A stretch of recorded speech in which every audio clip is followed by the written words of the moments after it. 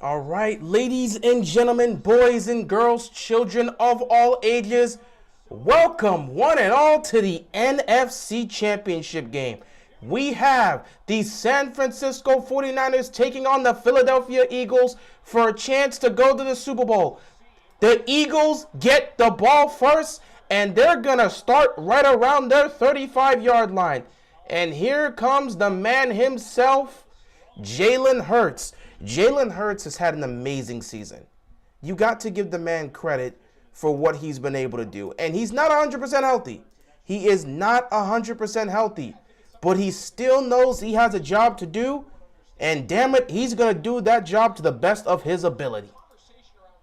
So, Jalen Hurts has been fantastic for this Eagles team the entire season. And he's got to continue to play like this. However, he has yet to play a defense like the 49ers, so I'm interested to see how this is going to go. Two juggernauts going at it. 1st and 10 here. Jalen Hurts, quick throw. A.J. Brown makes the catch and gets immediately tackled. That's the type of game it's going to be, ladies and gentlemen. I said it in the Dallas Niners game. I said that the first team to blink is going to lose. The Cowboys were the first team to blink. Obviously, they're not in the NFC title game for a reason.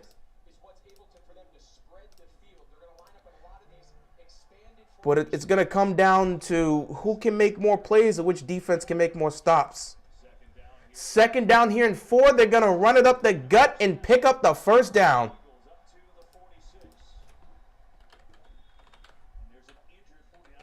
And there's an... Oh, no. Warner is down. Oh, that's not good. That is not good. That is not good.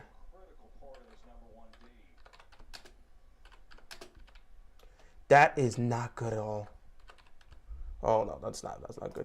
That is a crucial player. A crucial individual on the defense. Oh, boy. Right off the bat, we get an injury to start off the NFC title game. And it's one of the most important pieces on the defense. In Warner. Oh, that's bad. That's the worst thing that could happen. That's the absolute worst thing that could happen. You can't afford to lose that guy. Hopefully it's nothing severe. Hopefully he'll be fine. But, they're taking the time out, obviously, to check on him. Hopefully it's nothing severe. What a terrible way to start off the game. Right off the bat with an injury. That's terrible.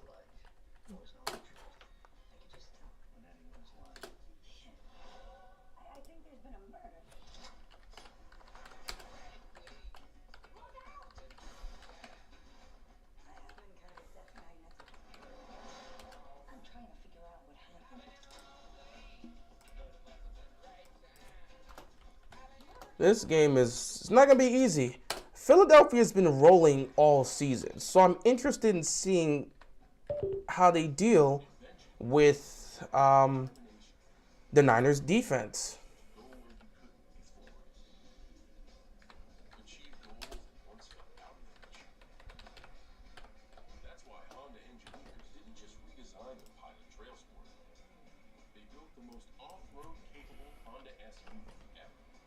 Love having to do this, as usual.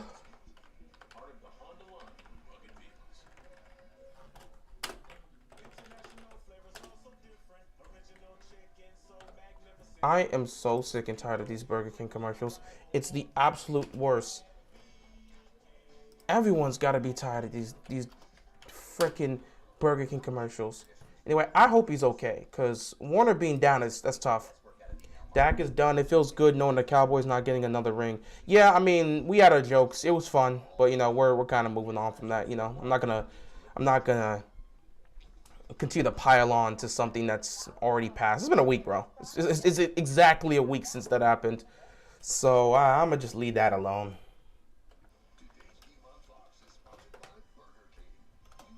Hopefully Warner is fine.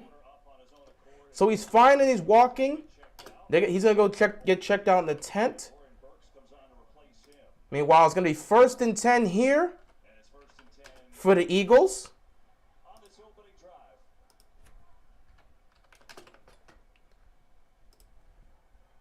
Hurts the shotgun here. Going to take the snap. Hurts.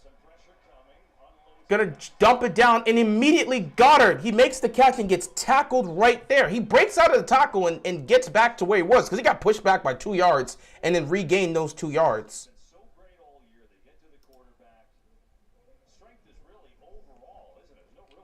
It's really going to be interesting to see how these two teams are going to perform down the stretch here, especially defensively. I'm very interested in seeing what sort of adjustments the Niners defense is going to be able to make, because this might be the best offense they faced off against all season, or at least the most well-balanced offense. 2nd and 8, Hurts getting out of the pocket, almost got sacked there. Now he's just going to have to take off and run out of bounds. There's nothing there. 3rd down and 8 coming up here. Like, this is going to be the toughest defense. Obviously, easily, this is the toughest defense Philadelphia's faced all season. How do they respond? That's going to be the most interesting aspect of this. How are they going to respond to this? What's going on, Z? How you doing? Appreciate you stopping by. What's going on to you, Josh? Currently watching from work. Appreciate you stopping by the live stream, bro. Appreciate it. Appreciate it. 3rd down and 8 here for the Eagles. Looks like they're going to send some pressure. Yes, sending everybody. Hurts gets it out quickly and almost gets picked, but somehow it's caught by A.J. Brown. How the hell did A.J. Brown pick that? Thanks, I appreciate it. You're a cool person too. How the hell did A.J. Brown get that? And how did Jalen Hurts? Wow. The hands on A.J. Brown. They sent everybody. I mean, they just sent everybody. And somehow Jalen Hurts was able to get that to A.J. Brown. 1st down picked up here for the Eagles. That's a tough throw. That's a very tough throw. 1st and 10. They're going to run it here. And right off the bat, the Niners, they swarm that play. Make a stop there, 2nd down. They were ready to get these guys right out of here. And somehow, I legitimately don't know how they broke out of that. Yeah, you got to imagine he's one of the front runners right now for NFL Coach of the Year. Just the job he's done to turn around not only the wins and losses, but the way they've built this culture, this identity here in Philadelphia. And probably his biggest victory has been the development and the emergence of Jalen Hurts as one of the stars of this league. Excuse me. 2nd and 10 here. Hurts in the pocket. Nothing there. He's going to have to take off again. He's looking, he's firing. It's picked! But he's out of bounds. This pressure is going to be tough. Wow, what a read. What a read. What a read. Holy crap. He just jumped it. He legit just jumped and he read it perfectly. Pressure came. Hurts tried to get out. Tried to make a play. And it got picked off immediately. 3rd down and 10 here. This Niners defense is starting to tighten up early on. Like I said, the Eagles haven't faced anything like this. Empty backfield here for Hurts. Hurts going to take the snap. Looking towards his left. He's going to fire. It's caught, but he's going to be stopped short right there. 4th down coming up here.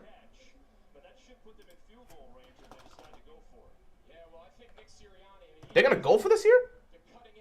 Oh, they got guts. They're going to go for this here. They're going to go for this here.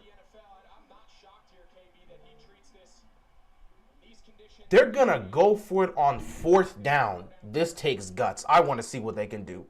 This takes real guts. 4th down and 3 here. Empty backfield for Hurts. Are they really going to snap this? Oh, they're going to go for it. Hurts takes a snap. He's looking. He's going to roll to his left. He's looking for a man. He fires downfield. It is caught. Devontae Smith with the one-handed catch on 4th down. That might be the best play of the playoffs. That might be the best play of the playoffs. I'm doing good, Nicholas. I'm doing good. My afternoon's doing good so far. 1st and goal. Hurts. Looking. Has all the time in the world. Looking. Still looking. Nobody getting to him. He's going to throw it and it's incomplete. That might be the best catch of the entire postseason. 4th down with the defender on him. One-handed. And wow. To the sideline, when you see your quarterback scramble, you Wow. What a play. top off and run. And the ball did move a little, so it's kind of questionable, but they already got the snap off, so there's no way you can challenge that. It's too late. However, I still think he got that. Thank you. I appreciate that. That is very much the culture and the attitude Nick Sirianni has brought to Philadelphia. Second and goal here for the Philadelphia Eagles. They're going to hand this off here, and wow! Miles Sanders goes right up the gut. Touchdown, Philadelphia. What a hell of a first drive to set the tone. What a drive. That might be the gutsiest drive I've seen all postseason. Like, they went on the first drive of the game. They're going to go for on 4th down. You somehow get that throw to Devontae Smith, who makes a one-handed catch to get you to the goal line. And then you just run it in, Miles Sanders untouched to strike first in the NFC Championship game. This is a team that is serious about going to the Super Bowl. This is a team that's willing to put everything on the line to get to the Super Bowl. Extra point here. Kick is up. Kick is good. You can't even blame the Niners defense on this. Who do you got in this game? I picked the 49ers to go to the Super Bowl. I think it's going to be very close, and it's going to come down to plays like that. Philadelphia definitely set the tone right off the bat. Set the tone right off the bat. Right off the bat. Set the tone right off the bat, but I still think the Niners will be able to recover. I mean, if you're going to tell me you're going to get a one-handed catch on 4th down every single drive, you got me. You got me. You straight up got me. There's nothing I can say. But I don't believe that's going to be the case. But damn, that was a hell of a drive. Credit to the Eagles for pulling that off to start off the game. What a hell of a catch by Devontae Smith to make. He's falling backwards. One-handed catch, falling backwards on 4th down. Literally, I'm surprised they chose to go for it there. That's being aggressive. That's being aggressive, and it clearly played off. It clearly paid off. That catch was insane. One of the best catches this postseason. That's a hell of a play. That's a hell of a play. And got to give credit to Jalen Hurts for getting that ball out there on 4th down, too, because he started to roll to his left, and I'm like, nobody's open. Who are you going to? And he found a way to get it down there to Devontae Smith. And, yes, it was a bit overthrown. It definitely was a bit overthrown. But to be able to make that catch, that's crazy. No, Joe Burrow does not have a noodle arm. Why would you make that assumption? He can throw the ball. It's a weird question to ask, but, like, why would you make that assumption? We've seen him throw the ball down the field to Jamar Chase, so we know what he can do. We know his arm strength. It's not the best in the league, but we know what he can do. But, man, what a first drive here. Philadelphia sets the tone right off the bat. And now it's time to see if the Niners' offense can respond, because Philly's defense is ready to go. And, again, when you look at that drive, the Niners did everything right. The Niners did everything right. They pressured Jalen Hurts and they got to him, but you had 2 amazing catches. This is why you go out there and get those playmakers. I've tried to explain this time and time again. You got to get, first of all, you got to be able to draft these guys properly. So you got to have the right set of people in the front office to draft a talented guy. And then you got to go out there and invest in getting yourself another weapon. Look at Philadelphia. They have the perfect balance. Devontae Smith was somebody they drafted. They understood how to draft talent at the receiving position. Got that guy one-handed catch. You know who they went out and got? They went out and got A.J. Brown. On that 3rd and long play, guess what happens? He makes one hell of a catch to keep the drive alive. The Niners offense needs to capitalize. They need a score. They got to score. They got to score. The Browns are Super Bowl 58 champions next year in the show. That's great, Jose. I mean, that's great. You're free. You're entitled to your opinion. Not sure why you talk. Oh, of course, you got to talk next year. Your team's not doing anything right now. But, I mean, I don't know why you're bringing this up here. We're trying to talk about the Eagles and Niners, and you're talking about next year. Yeah, that's great. You're entitled to your opinion. Hope it works out for you as a fan, because if it doesn't, you'll probably repeat the same thing the following year. I hate the Eagles. You may be a Giants fan or a Cowboys fan, maybe. Or maybe you're a Commanders fan, possibly. So that could be the reason why you hate the Eagles, which, again, I understand. You think we should trade for D-Hop? I would love D-Hop, but I doubt it's going to happen. Anyway, here comes the Niners. How are you going to respond after a drive like that? To open up the game, for them to go down the field and score a touchdown. Here comes Brock Purdy, the young rookie quarterback in the NFC Championship game. There has never been a rookie quarterback to get to the Super Bowl. There's never been a rookie quarterback to get to the Super Bowl. Will Brock Purdy be... Well, actually, was Brady a rookie when he got to... No, he wasn't. He wasn't. Or maybe he was. I'm going to have to look at that. Either way, 1st and 10. Purdy, over the middle. Caught by Kittle. I think Brock Purdy throws an interception this game. I mean, it's very possible with the Eagles defense. It could very well happen. My friend is an Eagles fan and keeps talking about how good they are. It makes me mad that I can't say anything.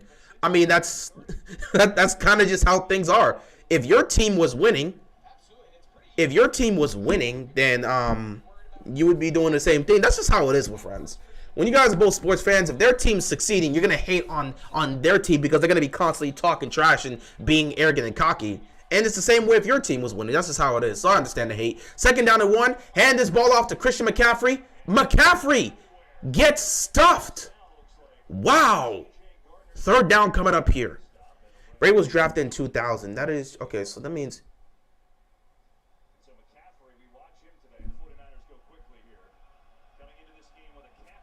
No, I don't think he would have. Let me see. 3rd down and 1. They're going to run it with McCaffrey. McCaffrey, he's going to get it. He's going to pick up the 1st down. He's going to pick up the 1st down. He was drafted in 2000. So, yeah, no, that means he didn't. Nah. That means I don't think he was a rookie when he got to the Super Bowl. The youngest starting quarterbacks to be in the championship game, Sean King, Ben Roethlisberger, and now Brock Purdy. Both of them are like 22 years old. 1st and 10 here. 1st and 10 here for the Niners. Niners secondary a little sus. I mean, in that situation, that's just a great play by Devontae Smith. He made a one-handed catch. Can't really hold on the Niners secondary for that. Purdy, quick throw here, got it to Brandon Ayuk. Ayuk picks up the 1st down. However, there is a flag on the play. I mean, it's quick to kind of judge. I don't know, maybe a little bit too early to judge, especially after a drive like that. Is this going to be on the offense? I think it's a bit quick to say the secondary sus. After what CD did to them. I mean, yeah, CD definitely ate. But they still made stops in key situations. It's fine if you're going to let one player go off and stop everyone else. Oh, offsides on the defense, so that's declined. 1st down here for the Niners. Wide receiver and quarterback on the Niners is the only weakness. I wouldn't say the wide receivers on the Niners are a... Well, actually, compared to everything else, yeah. If you're gonna point at something being a weakness, yeah. Because like, if you're gonna have to look at the weakest aspects of this team, other than Deebo Samuel, I mean, Brandon Ayuk is a nice piece, but Brandon Ayuk doesn't always pull up and show out in these games. Deebo Samuel is the best receiver on the team. We get that, but past that, there's not much to really look at there. 1st and 10 here. Deebo Samuel. He's going to pick up a couple yards, and he's going to be stopped right there. 2nd down coming up for the Niners. So, yeah, I mean, you can look at that. And then the quarterback situation, they are kind of thin in the secondary. And there's not a lot of people that really stand out there. Really, when you look at the Niners, you look at their linebacking duo and you look at their front 7. That's really where you look at the force. But, you know, the safety is also great. But, like, you don't really look at the cornerbacks for the most part. Come on, Cowboys. 3 more years of rings. Hey, man, if you want to keep... Hey, you feel free to do it, man. You feel free to keep ragging on the Cowboys. I've kind of moved on. I had my fun. Play action here for Purdy. Oh, it's a fumble. It's a fumble. Oh, my God, he dropped it. Was it a fumble? Okay, the ball got, like, tipped. Would it count as a fumble or would it count as a pick? Because let me look at this. We got to see. Purdy got smacked. Will this count as a pass? Because this could very well be a fumble recovered by the Eagles. Oh.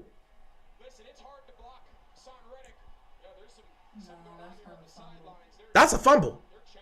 That's a fumble. That's a clear fumble.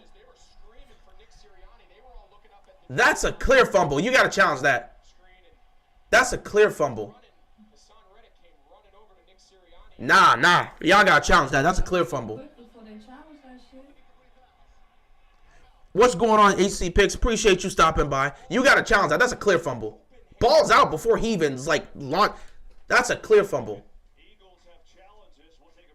Yeah, that's a fumble. This shouldn't take long. That's a fumble. That's a clear fumble. Eagles defense getting right there. So you got to get the blockers right there. Like, you can't get, you just hate to get hit on the side like that straight up. And you got to get the protection there too. But again, he's a rookie, so he's not really going to recognize the blitz. He's not going to recognize where the blitz is going to come from, so he's not going to be able to make certain protections. Like you see, he's not making those adjustments at the line of scrimmage. So sometimes he's not able to notice where the blitz is coming from. Because if he would have just assigned. He would have made an adjustment and assigned someone to have a certain protection there. Like he had a back there, but he just didn't know. That's a fumble either way. That's a fumble.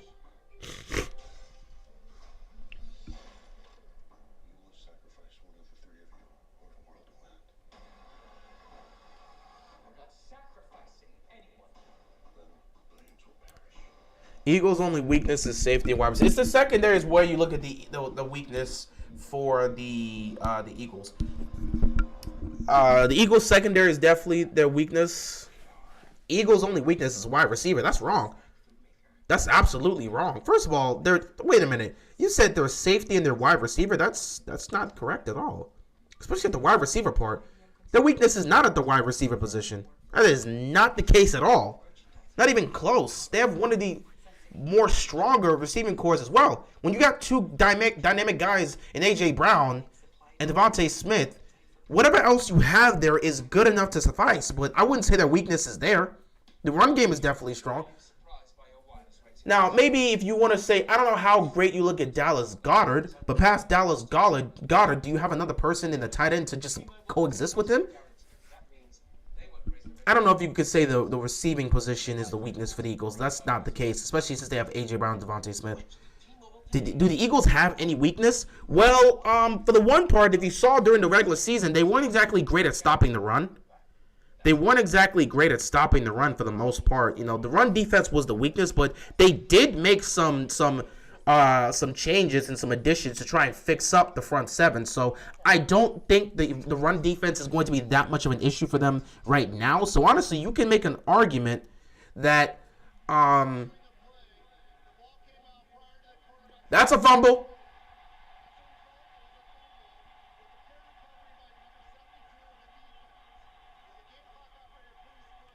So after review, the result is a fumble recovered by Philadelphia, and the Eagles are going to get the ball.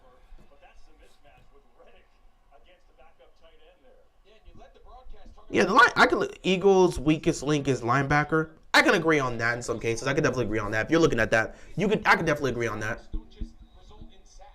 Get that man a freaking towel. He's just spitting all over the place. Get him a towel. That's how you know he's passionate. 1st and 10 here for the Philadelphia Eagles with a chance to take a double-digit lead potentially. This is where the Niners defense has to make a stop. Can't afford to give up anything big here. First down here, Miles Sanders looking for any space. Niners defense swarm him and make sure he goes nowhere. They say Brock Purdy's hurt now? What? Oh, no.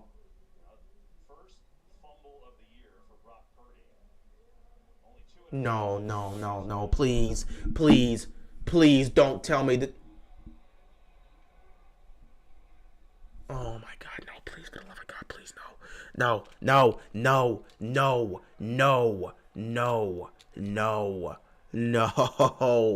Oh, the Niners in trouble. Brock Purdy's hurt. 2nd and 9. Hurts. Throw it over the middle. It is caught, and he is immediately tackled. 3rd down coming up here. Niners talked about physicality all week.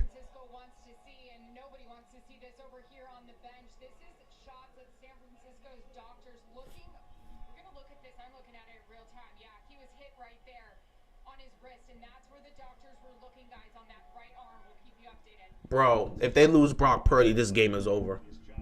If the Niners lose Brock Purdy, this game is over. 3rd down and 4. If you're the Niners defense, you gotta make a stop here. You cannot afford to give up any more points.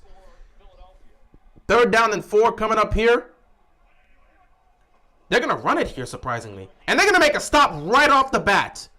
And I'm surprised to see the Eagles go a little conservative here. Are they thinking about going for it on 4th down, or are they going to punt this? Offense is getting off the field, so they're going to punt this. I'm surprised to see them go a little bit conservative here. Why did they choose to run the ball there? That's a little bit conservative on the play call, on the play calling here. It's not a terrible call, but I'm surprised they decided to make that call. You would want to be a little bit more aggressive based on how you played in the first drive, but it is what it is. Either way, punt's coming up here. Niners make a crucial stop They're going to punt this ball back to Philadelphia. And let's see if the Niners can get something going. All right, so it goes out of bounds. Touchback here. Niners getting ready to get the ball back, and we'll see how Brock Purdy's going to do. He's coming back on the field. So 4:50 left to go here in the first quarter. Eagles up 7-0. My Super Bowl score is Eagles 34, Bengals 31. So you already have the Eagles and Bengals going to the Super Bowl. Okay, we'll see how that works out. It's not a bad. Those are not bad picks.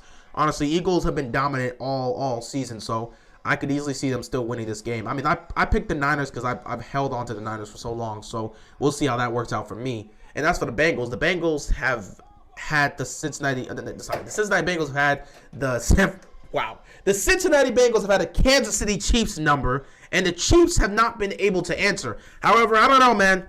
Cincinnati has done so much talking. If Kansas City gets punked like this, I don't know if you can recover from that. You'll be back next year and all this other stuff. You'll be a threat, but I don't know if people are going to respect you if you guys get punked like that.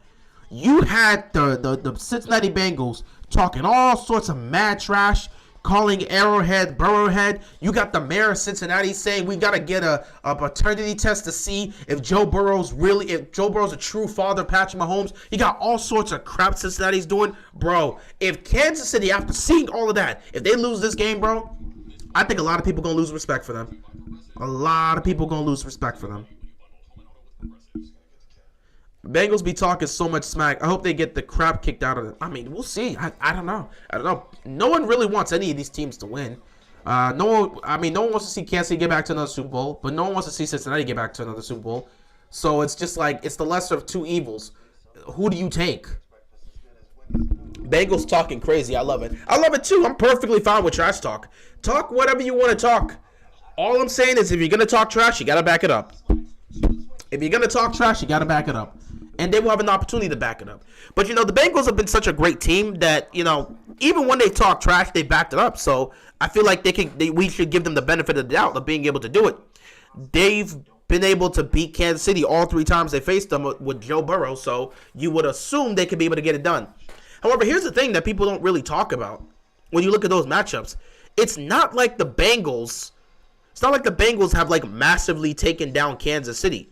In last year, Kansas City had a huge lead, and the Bengals had to make a comeback and won the game at the last second. This year, it was a close game too. It's not like they've beaten the brakes off of them. So we know it's going to be a close contested game. We know it's going to come down to the wire. It just comes down to whether or not Kansas City can make those type of plays to get the job done, to be able to slow down Joe Burrow, and if Patrick Mahomes can make the plays down the stretch to get the job done. Oh, God, no. I hate Super Bowl repeats unless it's the Ravens. I don't like to see the same teams in the Super Bowl. Well, I mean, there's nothing you can do about it. Oh, God. Oh, God, Josh Johnson. Oh, it's over, bro. Eagles going to the Super Bowl, dog. Eagles going to the Super Bowl. Christian McCaffrey, solid run here, about a 4-yard pickup. Second down, it's over. It's over, bro. If Brock Purdy's not coming back out there, Josh Johnson's not about to help lead the Niners to the Super Bowl against the Philly. Nah, bro. Please go get this man's wrist inspected and pray to God that he's going to be fine. Because if Brock Purdy's not going to play, if you're telling me Josh Johnson is going to be the person that's going to have to lead this team to the Super Bowl, Philadelphia's going back to the Super Bowl. They're going back to the Super Bowl for the first time since 2017. It's over, dog. It's over. They're not winning with Josh Johnson. But let's see. Let's hope. If you're a Niners fan, you can look at this. Look at this. Did he lose the ball too?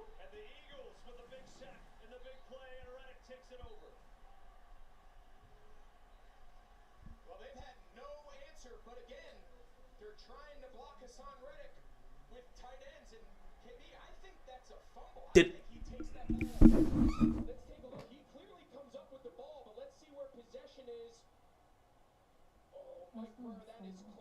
It's close. It's close, but I don't think you're going to count this as a fumble. Bro, this game is over. Come on, dude. Drop the Chiefs. Chiefs crap talk.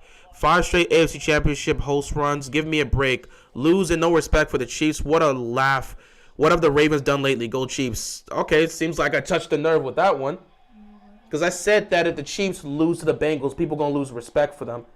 I'm talking about from a competitive standpoint. Everybody knows you guys have gone to 5 straight and the AFC title games. No one's taking that away from you. What we're saying is you guys have not been able to beat the Bengals in the 3 matchups you've had with them. They came into your building last year, and you guys choked the lead.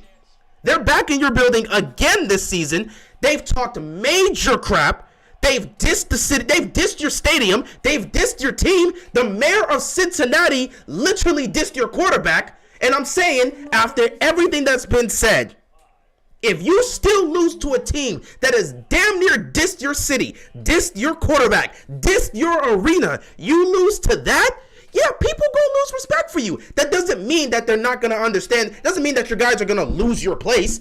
Obviously, you can lose this game and Kansas City will be right back in the AFC title game. But I'm just saying, if you get punked by Cincinnati, you know how fans are. Pono, don't pretend like you don't know how fans are. Fans are going to lose respect for this team. That doesn't mean like they're not going to sit back and say that Kansas City won't be back there next year. Obviously, Kansas City is good enough to get to the Super Bowl every year. That's not going to change under Mahomes. But I'm saying is a team that you guys have been unable to beat.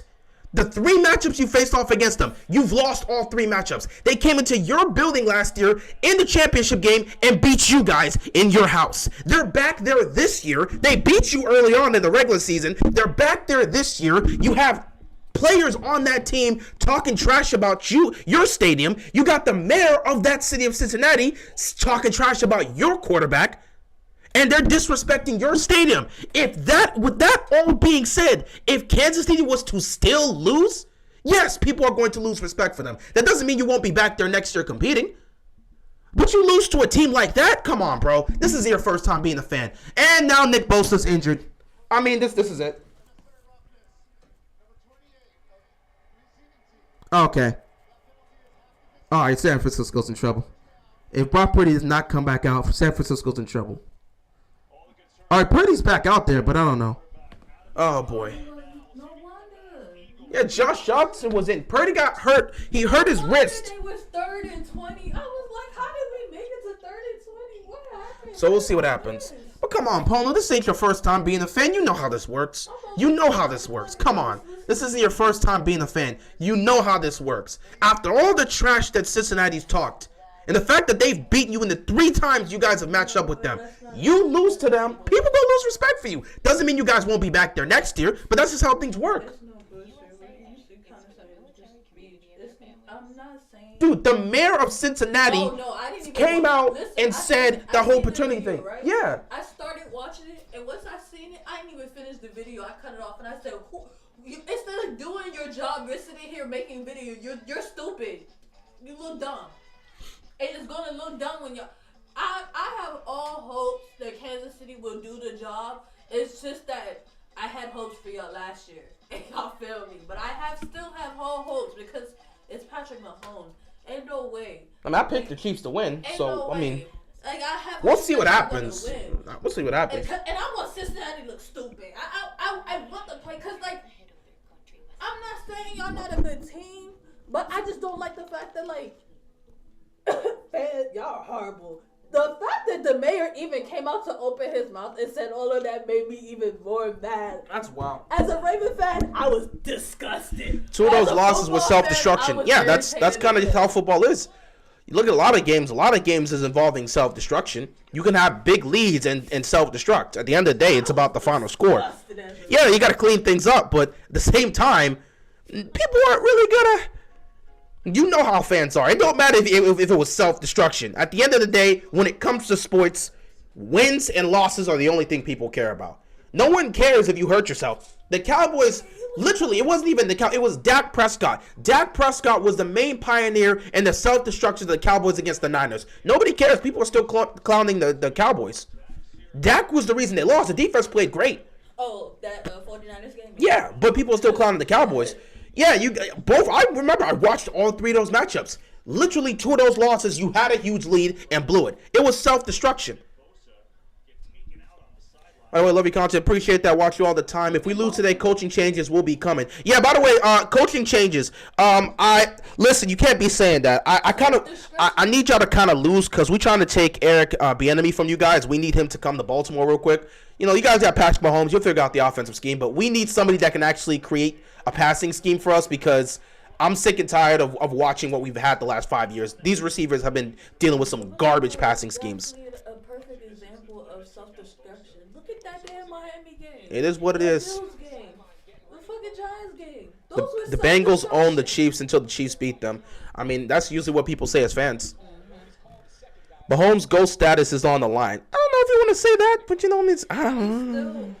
He still would be him. Regardless if his team had lose, he still would be. Oh, God, this is going to get ugly fast. Change the fact that they lose. This is going to get ugly fast. A.J. Brown's getting tackled right there. I don't know what the Niners defense can do at this point. I know everyone has to deal with these situations, but it's still real. Patrick and Kelsey playing hurt is not favorable. Yeah, I mean, it's unfortunate, but this is the reality of the situation. The best ability is availability. Bro, listen, I would have said this right now. If we had Lamar Jackson, I can say that as a fan. If we had Lamar Jackson, we would have faced you guys in the division round, not Jacksonville, because we would have beat the Cincinnati Bengals. But there's nothing you can do. The best ability is availability. We didn't have a quarterback. You have a quarterback and a tight end that's compromised. Well, then again, Mahomes seems to be fine. Based on the reports, Mahomes seems to be good to go. But Kelsey's dealing with something here. You ain't see my man Mahomes, how he jumped off that stage? He's fine. That man walked off with no limb. So, I mean, I don't know how it's going to look. You can have Orlando back. No. We guys wanted him. You guys wanted him, so we gave him. You guys wanted him. Y'all wanted that man. Keep him. I warned y'all when I made that video that this guy cannot pass block. Y'all wanted him. I remember some of those comments on that video when I made it. Y'all wanted him. Y'all can keep him. I think we didn't pay him the money he wanted. We didn't pay him because we already had Ronnie Stanley. Why do you think we picked Ronnie over him? Because listen, Ronnie was injured for how long? 3rd down and 9 coming up here for the Eagles. Oh, they're gonna call timeout. They're gonna call timeout here. Like what I'm trying to say is, just because we have Ronnie, right? But Ronnie was injured for how long? Ronnie got injured, came back, got injured, right back again, and then came back and got injured again. It is what it is. Niners lost 4 games. 3 of those games went to the Bears, Broncos, and Falcons. It's weird. It's weird. It is weird when you have that. No, we don't want Orlando Brown back. You can have him, dude. I'm sorry. That's just you. Everyone is hurt this time of the year. Yeah, everyone's kind of nicked up at some point. You're dealing with some sort of injury or some sort of nick up, but you know you got to play through injuries at this point, unless you're incapable of playing. It's the NFL, so that is what it is. You're gonna play through injuries if it's minor. If it's to the point where you can't play, it is what it is. I mean, no one gave LeBron excuses when Kyrie and Love went down. Actually, funny enough, people gave a lot of... Well, no one gave excuses, but people fully understood. If you go back and see what people were saying after the 2015 finals, the Warriors were taking hella disrespect because LeBron took that team with him and Bellavado. Legitimately, it was him and a bunch of freaking role players going up against Steph Curry, Klay Thompson, Draymond Green, and that we believe... Oh, he just overthrew. Not we believe Warriors. That's back in the 2000s. And the strength in numbers Warriors. That's what I call them. Literally in 2015, no one was really sitting back and saying LeBron was the reason they lost. Everyone sat back and said LeBron didn't have his 2 stars to help him against the Warriors.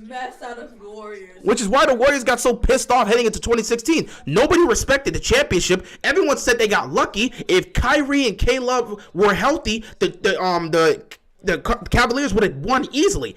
Everyone said that. The Warriors took that personally, went 73-9, and then they choked the 3-1 lead in the finals. But, they came back down 3-1. So it is what it is. So, the Eagles have to punt this football. It's crazy. This Niners defense is somehow keeping it close. Man, Bosa is messed up. I don't know exactly what Bosa's dealing with. I know it's probably an ankle or something. You got to worry about Brock Purdy. It's a 7-0 game, so it's far from over. It's far from over. And you got to look at this situation and think to yourself, man, if Brock Purdy can come back, we still have a chance. Because the Niners defense is still making stops. Philadelphia literally went for the most aggressive path, the most aggressive drive they've had all season, and it worked out in their favor. Past that, the Niners are doing what they need to do. What's going on, Legendary? How you doing, man? Appreciate you stopping by. What's the flag about? I don't know. No, y'all taking too long. I don't know. They're gonna bring somebody out here to ask or to tell us what's the ref saying. Are they gonna say the flag's on the Eagles? What?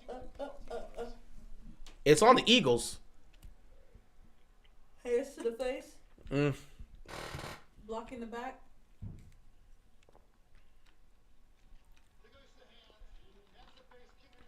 Huh?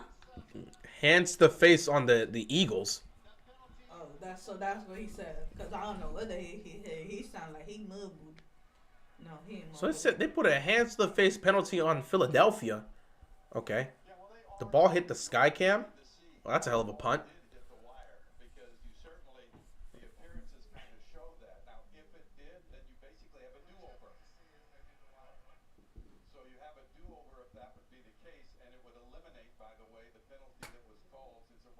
This may be a low-scoring defensive game. Yeah, I expected it to be a low-scoring defensive game.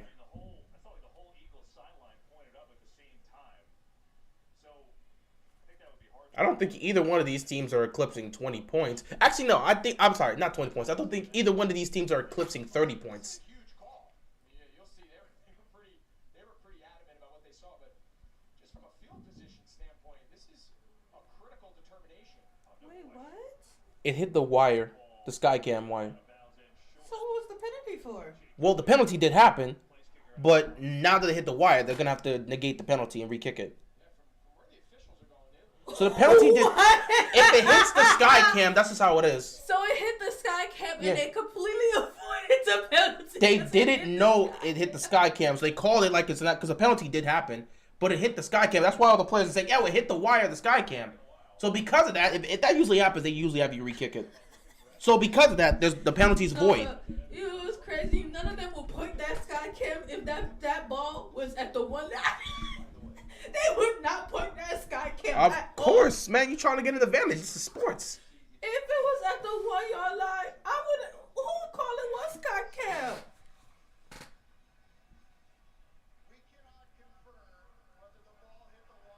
Wow, they can't confirm it. Because if they can confirm it, that's a re-kick. But they can't.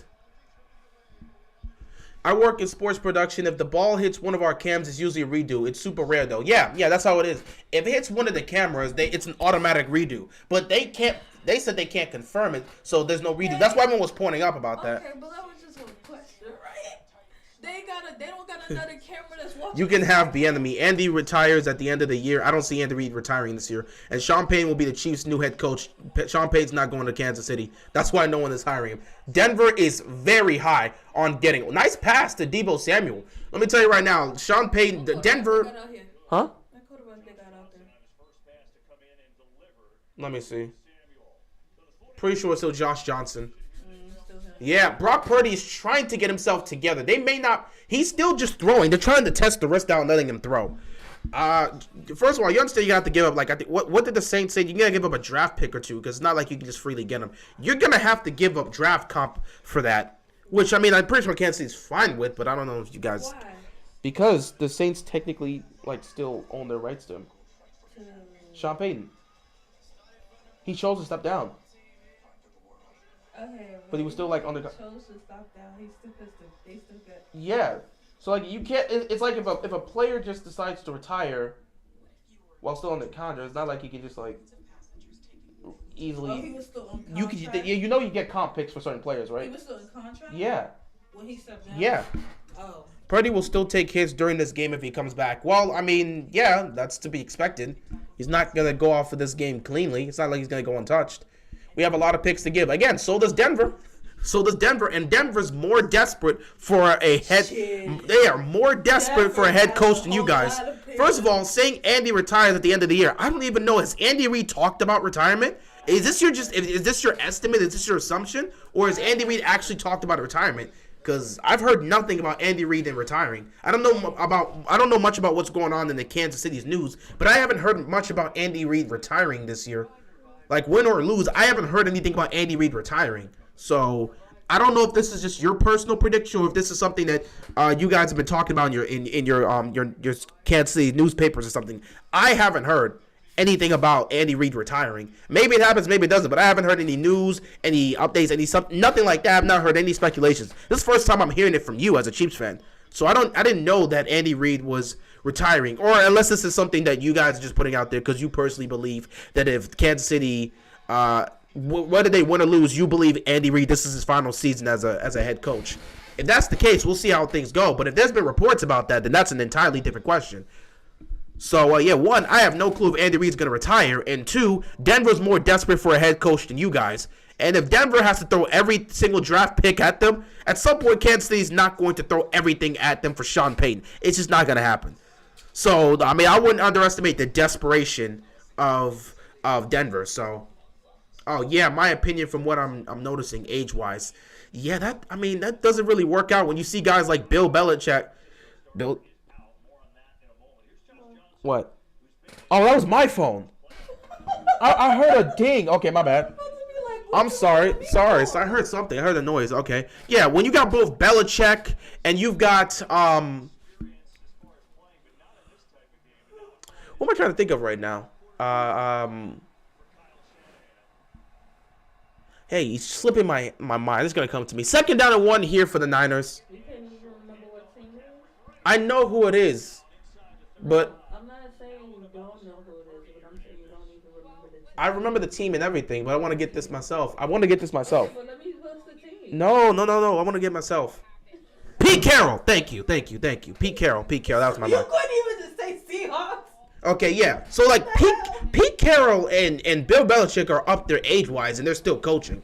So, I mean, unless there's a lack of interest in Andy Reid from coaching, I don't see that being the case. I want to see a more aggressive-minded mindset come in. I mean, again, unless Andy Reid's choosing to step down, I don't see how that's going to really change there. 1st and 10. Johnson.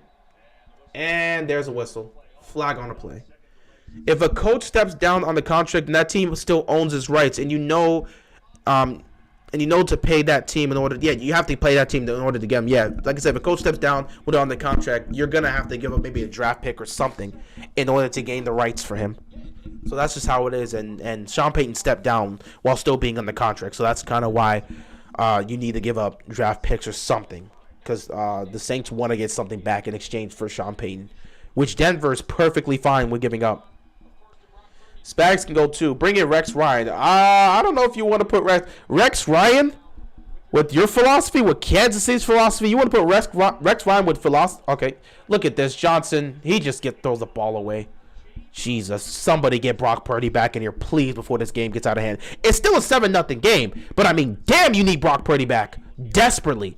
I don't know if Rex Ryan is the right call at head coach to put that sort of mindset with the philosophy that you guys have built over there in Kansas City. I don't know if that's going to garner the best of results. Like, Rex Ryan, I'm not sure, bro. I'm not sure. Rex Ryan is a great head coach, but his style of philosophy, I don't know if it's going to work for what Kansas City wants to do. If that ends up being the case, we'll see what happens. Put CMC at quarterback. Yeah, that'd be funny to do. Oh, my God. There's just nothing here. If Brock Purdy does not get back in this game, the Niners are going to lose. It's as simple as that. Oh, you want him at defensive coordinator? Oh, yeah, sure. Okay. I was about to say, I thought you were talking about head coach. Defensive coordinator? Oh, yeah, sure. Bring in Rex Ryan. Rex Ryan is your defensive coordinator? That's perfectly fine. Rex Ryan is if he wants to come back and coach again. But Rex Ryan as a defensive coordinator, that's fine. 3rd down and 20 here. There's nothing left, bro. There's nothing left. Is it possible for them to get into... Dude, this is not their quarterback.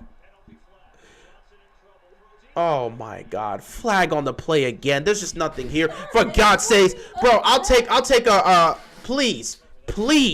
We'll take a compromised Brock Purdy. Get this man back on the field. Josh Johnson is terrible. Please get him out the game. Oh, for the love of God, get him out the game. Get him out the game now before this gets ruined. False start is declined. Get this. The game is close. If you're the Niners, look at it. It's a 7-0 game. And here's the thing. San Francisco gets the ball at half. Brock Purdy got to come back. Purdy would at least have put some points on the board. You would have probably got a field goal at least with Purdy. He could have Nah. a field goal or something. Like, what is this? Nah. You got to. I don't care how compromised Purdy is. Elbow injury, wrist injury. You throw him out there, bro. You throw him out there. Imagine if they didn't have Purdy. You throw him out there. Imagine if it was Johnson their next after Jimmy. You know, well, it would have been very funny. You could have had Jimmy. You know, Jimmy. Listen, I'm saying it's not the best of situations, but I mean, if Jimmy Garoppolo was available right now, you take him. I mean, I'm just saying, imagine how when Jimmy G went down, and they needed the next quarterback line, and they did not have they didn't have Purdy. It was Johnson that was the next line. Imagine where the 49ers would be right now with Johnson.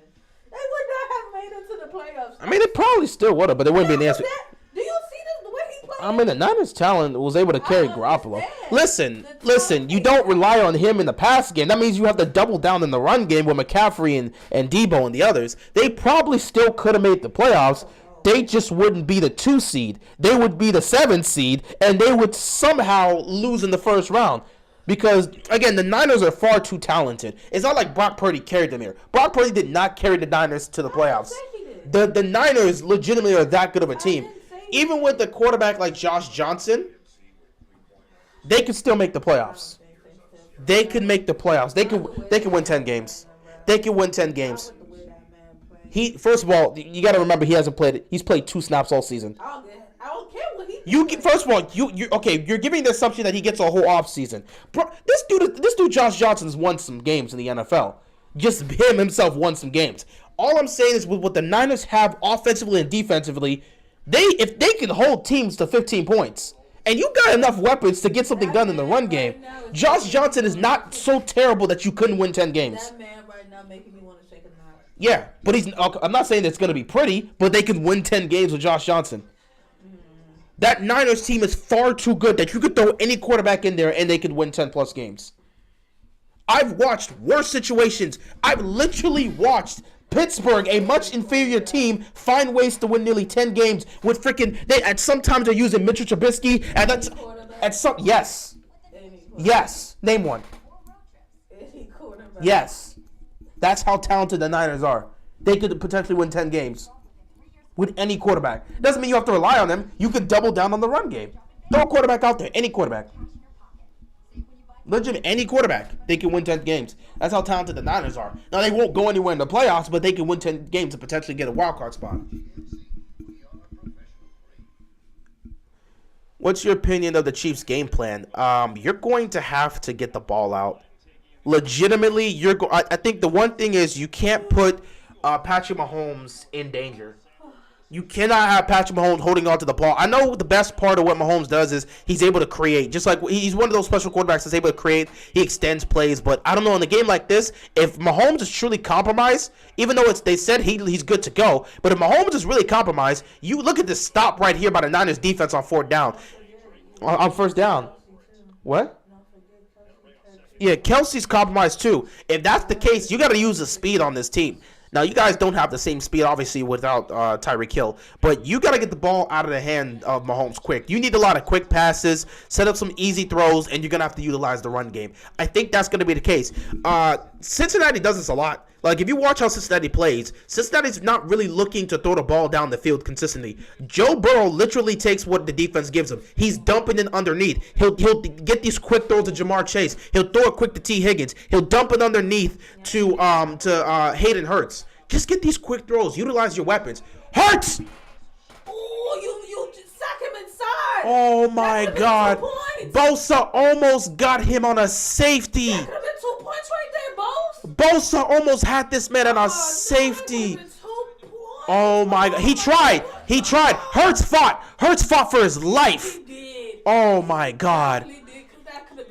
That could have been a safety. But, yeah, I think Chiefs, the game plan offensively needs to be to get the ball in the hands quickly. Quick throws. Get it to Kelsey quickly. Get it to who was it, Valdez Scantling or Juju. Get it to who am I trying? Oh, 3rd down and 15 here for a second. Hold on. Hurts going far side for A.J. Brown, incomplete. Go for Cole Harmon. That's another person I'm trying to bring up. But yeah, incomplete. 3 and out for the Eagles. Niners gonna get the ball. What the hell is this Eagles play calling? The Eagles were backed up. So first of all, the Eagles were backed up. I don't know, for some reason they've kind of become a little bit conservative here. They're not being aggressive like they were on first down on the first drive. They're not being that aggressive, which is starting to show. They're being conservative. Last couple of drives they've been conservative with some of their play calling, and it hasn't worked out in their favor. So we'll see how did that door open? Niners get the punt. And McLeod picks it up and gets to around the 46-yard line. I mean, I could. Oh, okay. Never mind. I know what's going on. Okay. I got you. Let me go see this. A draw at the 4-yard. I don't.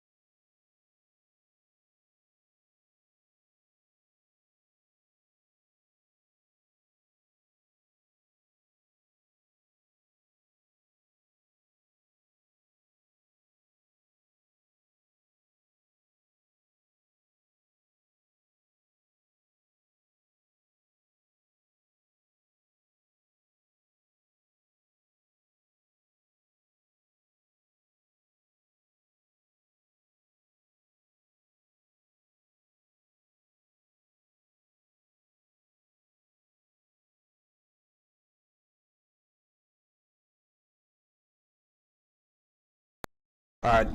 I don't even know if my mic originally turned off during that time happening, but I doubt it. Anyway, it's still a 7-0 game, and Philadelphia's playing very conservative here. Have you watched the Lakers-Celtics game yesterday? Yeah. I actually considered, I actually considered talking about that. I ain't gonna lie. I actually thought about making a video about that last night. Even though I had to, prepare for this game, I thought about that.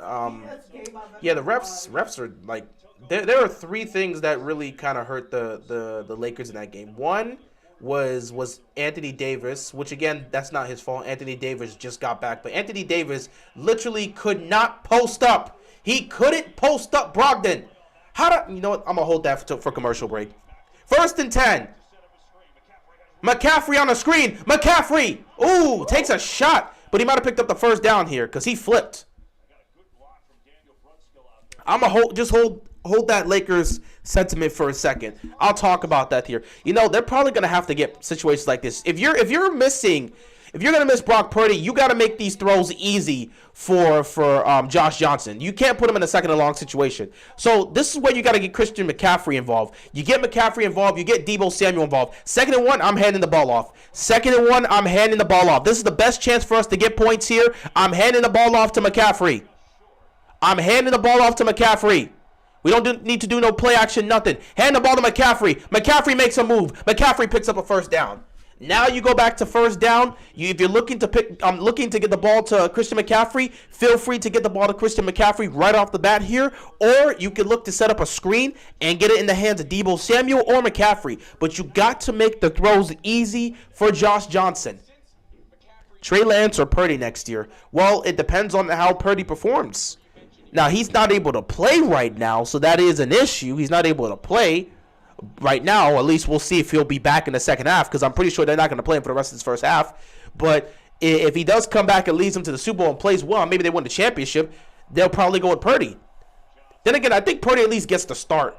Quick throw over the middle. Look at McCaffrey. He's going to be short. His knee was down before he crossed, so it's going to be around a 2nd and 1.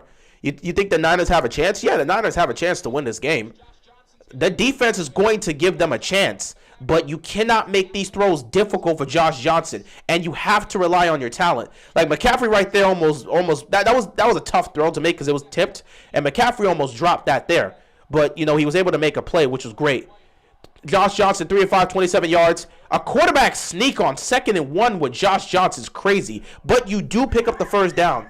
This Niners defense has been playing their hearts out. The Niners defense is the reason why I picked them to go to the Super Bowl. I like the Niners defense. The Niners defense has come up big in the most crucial moments of the season for them. So that's why I trust the Niners defense to get the job done. And right now, they've held the Philadelphia Eagles to 7 points here in the first half. And that first drive literally took nothing but guts from the Eagles. They went for it on 4th down. Brock Purdy has to be back in the second half. What? Like an actual party? Okay. Do you know why I said it? Why? What's the date for the Super Bowl? I don't know. You don't know what day it's on? No. That's outrageous. Wait, I know. Okay, it's 2 Sundays from now, but I don't know the specific. So what's 2 Sundays from now? I don't know the date. Let me get a calendar. I don't know the date. Today's the 29th. Wow. You don't know what 2 Sundays is from now? I don't know the date. Let me look at the date. That's crazy. Oh, it's 2 Sundays from now, you do not know what it is?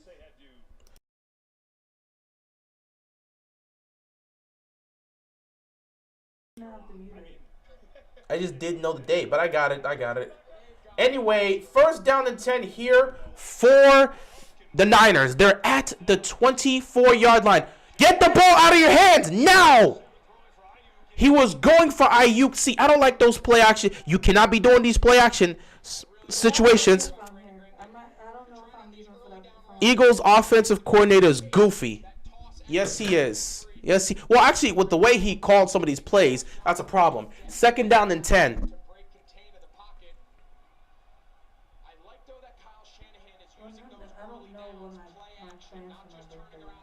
I don't know. Figure it out. You usually figure it out before then.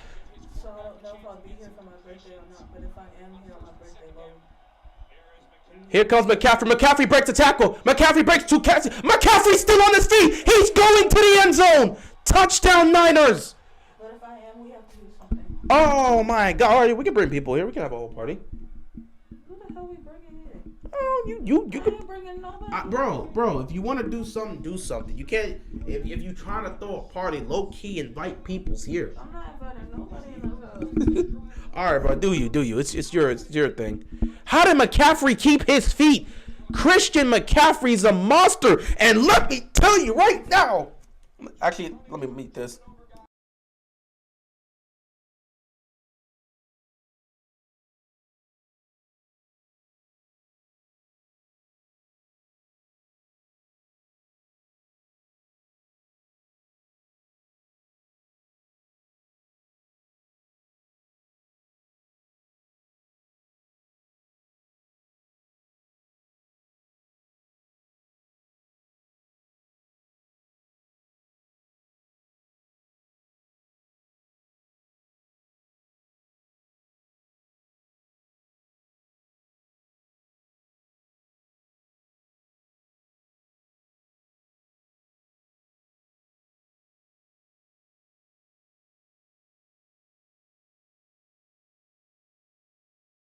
Hardball there. Anyway, yeah, I just had to stop that because I wanted to check something here. I told you could have just used the longer cord. What? No, I'm fine. I'm not planning to use my phone. The plan wasn't there, but besides, it's not 100%. I'm good now. I told y'all, I'm betting on this. It was a guarantee. Let me defense this for a quick second. Anyway, Niners just tied the game up. It's a 7-7 game. I'm telling you, bro. The 49ers defense is going to keep them in the game. What it comes down to is whether or not the Niners offense can be able to make some plays in the key situations to help them win.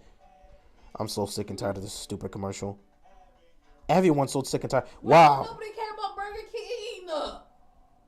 Okay, so clearly wasn't here. Let me check this right Even now. broke boy status won't even touch Burger King to save their lives. I mean, McDonald's is right there. Most people just choose to do that. But I'm saying you with the brokers, you know how many deals Burger Kings be having? You as the brokest of the brokest would not even be touching no Burger King to save your life. Let's see.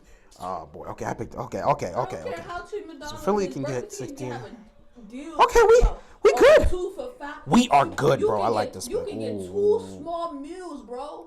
2 small meals. I'm telling you. Did I Burger King pick has anybody here? endless deals and nobody be Oh wanting to yes, go there. yes, yes. That don't even touch broke All right. status. Okay, so we Burger King doing good ain't right gonna now. We touch doing good right now. We doing good right now. We That's doing good right now. horrible. Purdy more than likely doesn't have feeling in his hand. They're gonna check in the second half, and whatever they gotta inject him with is whatever they're gonna inject him with. But if they gotta numb that hand out so he'll be able to at least throw some, whatever they gotta do is whatever they gotta do. Okay, so now all I need is Travis Kelce and Jamar Chase in the second game, please. Damn, I should put some on it. You know what? It's fine. 7-7 game here in Philadelphia. Chris McCaffrey, 9th straight game with a touchdown. The longest streak by a 49ers since 1998 when T.O. did it. That's crazy. Dang. All right, so the Niners, I'm telling you, the Niners are such a good football team. People don't really understand. There's a big reason why I chose them, man. They find ways to win no matter who the hell the quarterback is, no matter what players they got to deal with. They're such a well-functioning team. They'll find ways to win. And the biggest trade, we got to say this, the biggest trade of the NFL season was Christian McCaffrey to the Niners, and it has worked out fantastic. They're in the NFC Championship game here, and you're still watching McCaffrey do his thing. That's why I picked the Niners. But it's not over yet. Philly, it's time to respond. These last couple drives, you've been conservative with your play calling. It's time to be aggressive. And Brock Purdy still got that hand wrapped up. I have no clue if he's coming back. First and 10. What do you got, Jalen Hurts? Time to be a bit more aggressive. They're going to run this here on first down. And they're going to pick up a good chunk of yardage, but Sanders is going to be stopped around after 4 yards picked up. So second down coming up here. It's time. The Eagles are going to have to respond. The crowd is quiet. On their first drive, 11 plays, 66 yards, and they scored a touchdown. The last 3 drives, 10 plays, 13 yards, and what, 2 punts? Well, not 2 punts, 3 punts. Second down and 6 here for the Eagles. You got to put some points up here, man. You got to score. 7:55 left to go in the first half. They're running the ball again. Look at this conservative call. Ward literally can't guard AJ. Well, they're not throwing the ball right now. They're running it. Another stop here. Third down coming up here. What? No, I wasn't like saying it, trying to get your attention. More like my freaking. You know how and you don't ever experience it, but every time I get my locks done. Play calling is disgusting. Every time I get my locks done, after a while, you know they start itching. Well, I mean, I can't relate. It's hard to scratch it when it's in a style. Third down and 2 here. You don't want to go 3 and out again. You can't afford to. They're running it again. Look at this. And Hurts. He's not going to get it. He's short. 3 runs? 3 runs? What is this play calling? What is this play calling? What is this play? What is this play calling? This is not the play calling they've ran all season. 3 straight runs. This time Hurts chose to keep it, and that was not the right call. Hurts should not have kept it. If he they're gonna go for it on 4th down. No way. No way. Fourth and 1 at their own. This is kind of crazy. This is outrageous. They could get this, but this is crazy. No. Oh, Hurts got it. He got it. He got it. He got it. That's crazy. That's crazy that they went for it there. That's crazy that they went for it there. 4 runs. 4 straight runs. That's kind of crazy. I ain't gonna lie. I don't like this decision right here. I'm glad it worked out, but I don't like this decision. That's insane. That's just dangerous. I don't like the decision. That's just dangerous right there. 4 runs. That's just dangerous right there. That is really outrageous. But they were able to pick up the first down here just barely. Jalen Hurts, 8 of 12, 71 yards. I'm surprised, man. Hey, man, he's had 32 quarterback sneaks and 29 that have converted. That's the most for both those attempts and conversions in the NFL this season. First and 10. Hurts. Play action here. Now he's looking to throw. Gets it to Sanders, and Sanders gets immediately tackled. Look at the Niners, bro. The Niners are all over these guys. They are all over these guys. My God. Yeah, that's my girl finally come back and performing. I'm upset that I ain't got no money to go watch it though. It's crazy. This had to be the Super Bowl performance, huh? Them Super Bowl tickets expensive. Anybody got money to just go watch you perform, sis? What else is new? 2nd down and 6 here for the Philadelphia Eagles. Hurts. Takes a snap. Looking towards his right. He's going deep. Devontae Smith has a man beat. Oh, it's incomplete. Incomplete. The coverage was great there. Let me see this right here. It's a situation where Smith just... It felt like it was close, man, because Smith had a shot at it. Oh, it just went through his hands. But that's great coverage right there. That's great coverage. A.J. Brown's covered too. Oh, wow. My man did not let up. Oh, wow. It just bounced off the chest of Smith. It just bounced off his chest. Damn, that's an unfortunate situation. 3rd down and 6 here. Empty backfield here for Jalen Hurts. Oh, now he's going to motion. Okay. Never mind here. He's going to motion some protection here. He's going to take the snap. Looking towards his right. He's going to throw over the middle. He's almost picked. Oh! Ward had him, but the flag's on the play. Ward had him, but a flag is on the play. They going to call pass interference on this? Let me look. Oh, that's Pat. Wait. I'm not going to say he spun him, but there was contact there. There was contact there. So I get what you're saying. There was definitely contact there. But enough to say he spun him? He spun himself. Ain't nobody spun him. He didn't spun him. He spun himself. But I will agree, there was contact there. There was definitely contact there. So I can see where you're going to call that. But to say he spun him, come on, bro. A grown man spun him. To say he spun him, he did not spin him. How you going to say a grown man spun a grown man? All right, 1st down and 10 for the Eagles. Eagles catch a break here. Niners commit the penalty, so the drive will continue here. 1st and 10 at their own 42-yard line.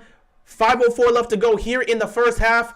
Hurts, he's going to take the snap. Rolling to his right, looking at it towards his left, nothing there. He's going to roll, he's going to roll, he's going to fire, and he's going to throw out of bounds, incomplete. 2nd and 10 here. Some of these play calls are just questionable. I'd rather them at least attempt to pass than whatever those runs are. I mean, you got to get some sort of run game going. You can't just be passing, because eventually the secondary is going to be there, and they're going to make some stops. If you don't get some level of run going, you're going to have problems. You can't just be doing nothing but pass. You got to run the ball. And Philly's been fantastic at running the ball this season. That's a big part of their offense. They just can't choose to stop running. They have to continue to run. 2nd and 10 here for the Philadelphia Eagles. Hurts takes a snap. He's looking.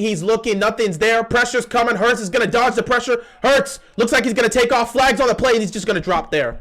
Now, this could be a hold. This could very well be a hold, which I think they'll decline. This could very well be a hold. A hold on the offense? On the Philadelphia Eagles. That's what I said. Oh, legal? What? To who? What is with the Niners committing these penalties? What is with the Niners committing these penalties? What the hell? I thought that'd be a hold. Wow. Come on, bro. That's clear. Until you didn't put that damn pan on his face. You're lucky they didn't call a face mask. That's a clear hands to face. What are you doing? Come on, bro. You are letting the Eagles off the hook with some of these these dumb plays that the Niners defense is doing right now. 2 penalties? They've moved more. Oh my goodness. They've moved now. False start. Okay, everybody's just unraveling right now. Literally just throw it up to AJ. Doesn't mean you're going to win that matchup every time by just throwing it up to AJ. And that just can't be the plan on offense. Just throw it up to AJ. He can overthrow AJ, and maybe it gets picked off depending on how the placing is. You can't just say, hey, just throw it up to AJ. I know that's what you've been seeing happen a lot this season. It's worked out. But that just can't be the straight-up game plan. Just throw it up to AJ. I mean, you should definitely take a shot and try A.J. Brown. But that shouldn't be the game plan. Just throw it up to A.J. Football's not as simplistic as that. It's where you can just throw it up on a one-on-one situation and assume it's going to work every time. But I agree. They do have to at least attempt to throw towards A.J. Brown. You got to give him a shot. 1st and 15 here. Pressure's coming. Hurts over the middle. Caught. And he's dropped right there. Now his defense is not giving up an inch right now. 4 minutes left to go here in the first half. So we have to see, man. Right now, the Niners defense isn't giving up an inch. They're hurting themselves, though. The Niners are hurting themselves. They're hurting themselves with the penalties. If it wasn't for these penalties, they would have already been off the field, and the Niners offense would be on the field. But they're hurting themselves right now. 2nd down and 10. So they were able to gain back the 5 yards they lost on that false start penalty. 3:36 left to go. 2nd and 10 here for the Eagles. They're at their own 46-yard line. Hurts is going to take the snap. They're just throwing right now. Pressure's coming, but he's going to get it off. He's going to check the ball down here. And nice couple of moves here. So they're going to be a couple yards short here, maybe 2 or 3 yards short. 3rd down coming up here. 3:19 left to go. Nice move by Gainwell. Gainwell made a nice couple of moves because he should have been tackled like 3 yards prior to where he originally got tackled. Should have been a 3rd and 5 instead of a 3rd and 2, but he made a couple of moves.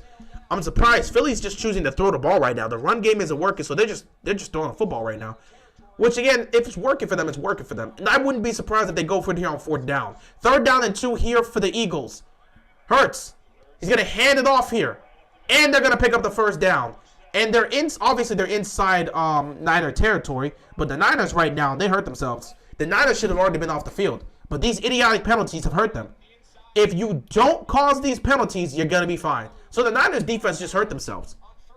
And now Philadelphia is looking to grind this clock and make sure they don't give the Niners an opportunity to get the ball back before halftime. Because the Niners do have the ball coming out of half. But the Eagles want to put some points up while also grinding this clock. 1st and 10, look at this run. Gainwell picking up a 1st down and more. Great play. And they're well in field goal range. They're in scoring range. The Niners have no one to blame but themselves. Idiotic penalties is exactly why you're still on the field right now. You had a chance to get them off the field. You committed to stupid penalties. You can blame no one but yourself. And yeah, they're starting to get tired because now all of a sudden the Eagles are able to run the football on them. They're starting to get tired. It's showing. And here we are, ladies and gentlemen, at the 2-minute warning.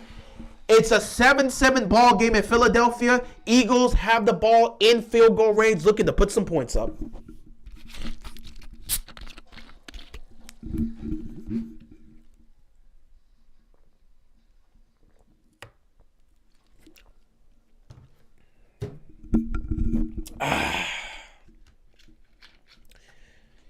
Niners defense making some very, very callous mistakes.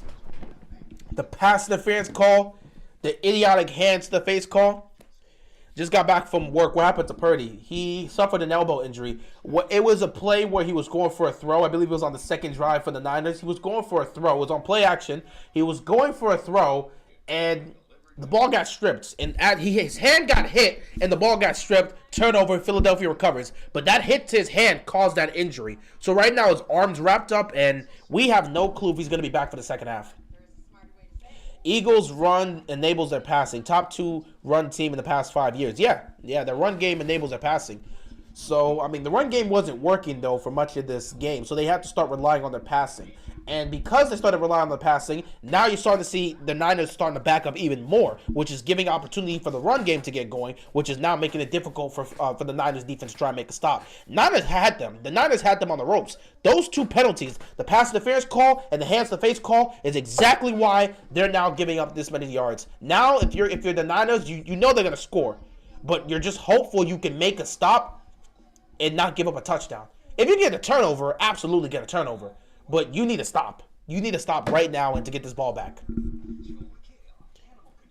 You definitely need to stop. Even if you have to give up a field goal, you can't afford to give up a touchdown here.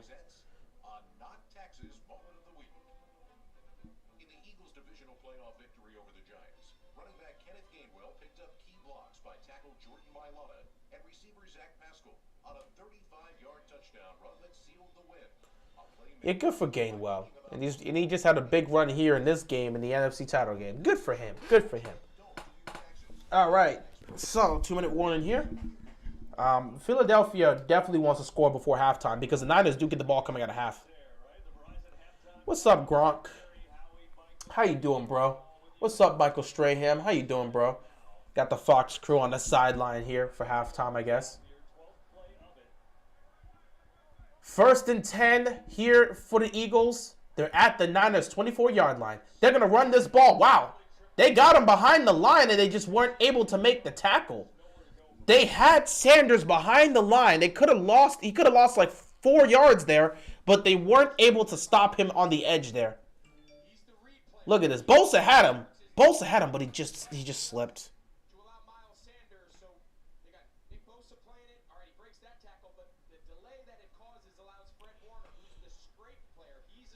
Second down and 9. That should have been a 4-yard loss. Instead, it was a 1-yard gain. Second and 9 here. Jalen Hurts. He's going to take the snap. Looking towards his right. Nothing there. He's going to roll to his right. Rolling. Going to throw out of bounds. Nothing there. Flag on the play. What's the flag for this time? What did the Niners do this time?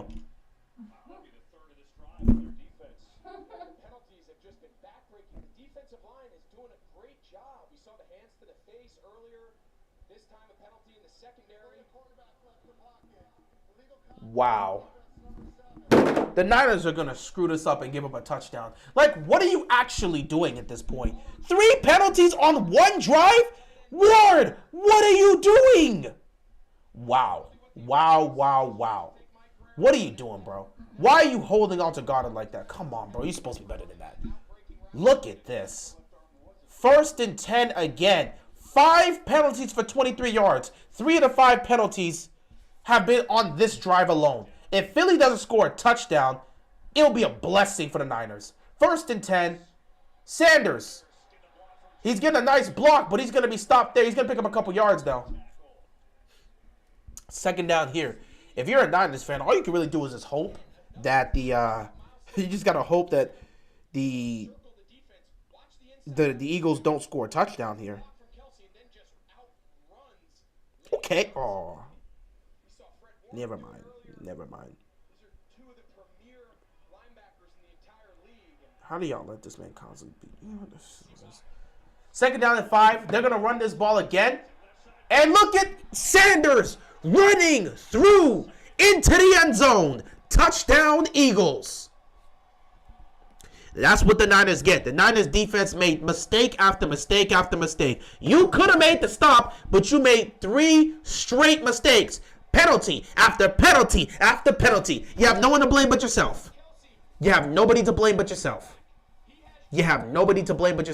Miles Sanders bursts through, gets himself a touchdown, and Philadelphia regains the lead. Extra point coming up here.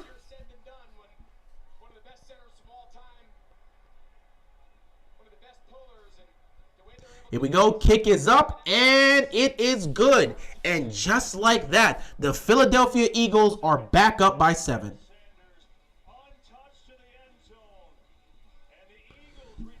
Eagles retake the lead. A minute 36 left to go in the first half. Niners still have all 3 timeouts. We'll see what they can do with that.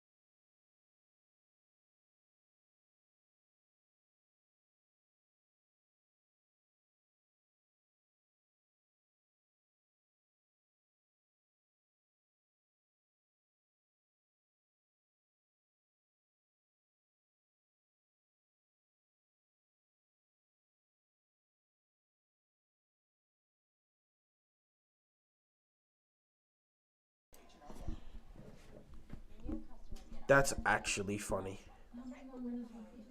About a minute 36 left. Why? All right.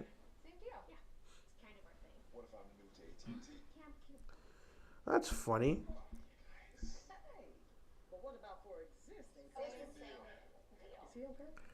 Okay, this is where, I mean, I've tried to tell people this 1,000 times. The Pro Bowl doesn't mean anything anymore. Like, you guys continue to take this Pro Bowl seriously. The Pro Bowl died like 5 years ago, and people still take this crap seriously. No one takes it seriously anymore. It really holds no weight. Well, I mean, it shouldn't hold any weight. It shouldn't be taken serious, and it shouldn't hold weight. Unfortunately, people are going to continue to act like it hold weight. I don't know. Maybe it's a part of, oh, I made a Pro Bowl. I mean, it really doesn't matter. It really doesn't matter. The critics agree. The Clash was a hit. Get ready for the sequel. It's take two from NASCAR's best in a race you have to see to believe.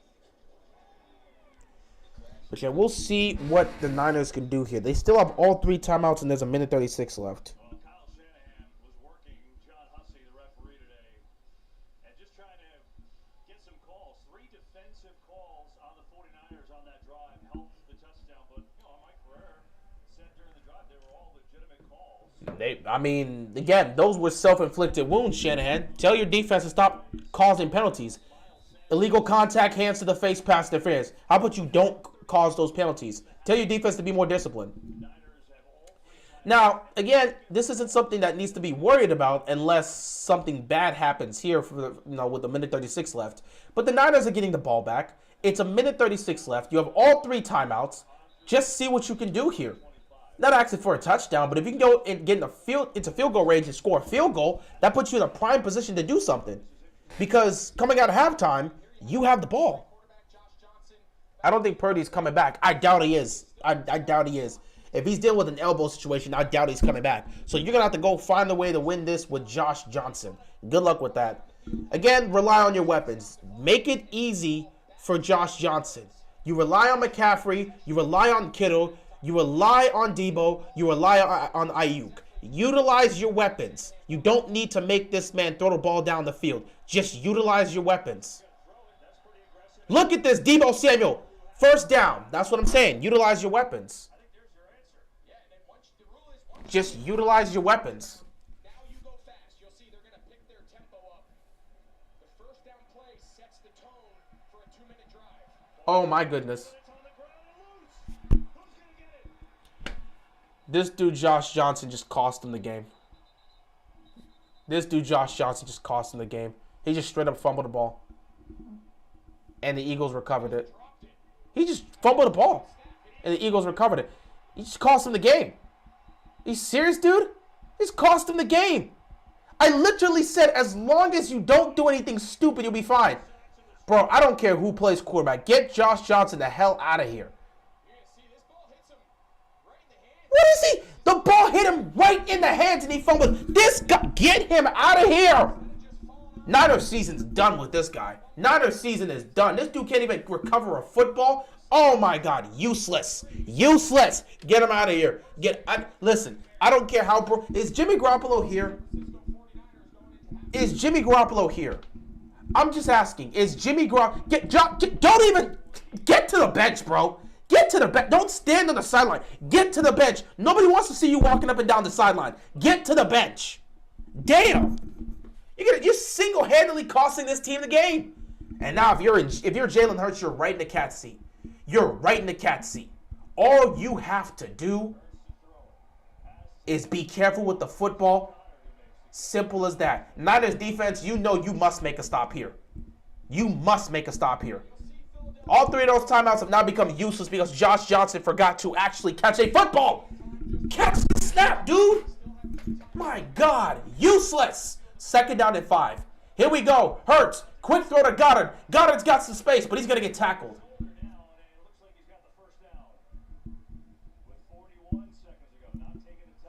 Eagles are going to choose to burn this clock. 1st down here at the 20. Niners defense knows that the Niners know they're not getting the ball back. If you could just hold him to a field goal, you give him a touchdown here and you're down 14, the game's over. Eagles going to hand the ball off here. Look at this. Another penalty. A face mask penalty. What? The Niners are screwed. The Niners are done. The Niners are done. It's over. It's over. The Niners are done. The Niners, they have completely unraveled. Without... What are you doing, bro? Why are you grabbing? Push! Why are you grabbing? What the hell? These guys have lost all discipline. Why are you grabbing? He's going out of bounds. Just push! Wow. DeMeco Ryan cannot believe they just did that. He cannot believe. Are you doing a live stream of the NFC game? I am. You mean the AFC title game? This is the NFC title game. Yeah, I'm doing a live stream of the AFC title game.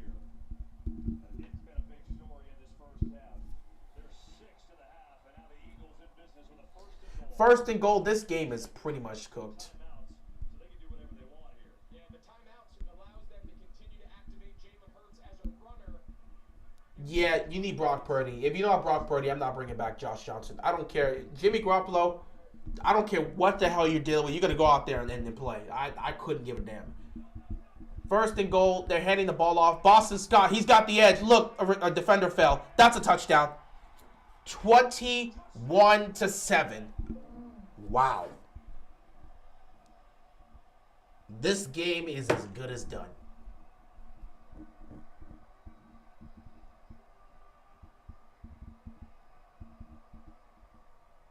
Yeah. I don't see Philly blowing a 14-point lead. Nick Bosa fell down. Oh, he got pushed down. Nick Bosa got pushed down. So they're going to go for 2 to try and make this a 15-point game. Get this ball down to the 1, knowing they have those 2 timeouts. You're going to see Nick Sirianni. They couldn't get it communicated. So Nick Sirianni knows he has those 2 Wow. timeouts in his pocket. So what they do is they line the offense up, try to go a double, a hard count.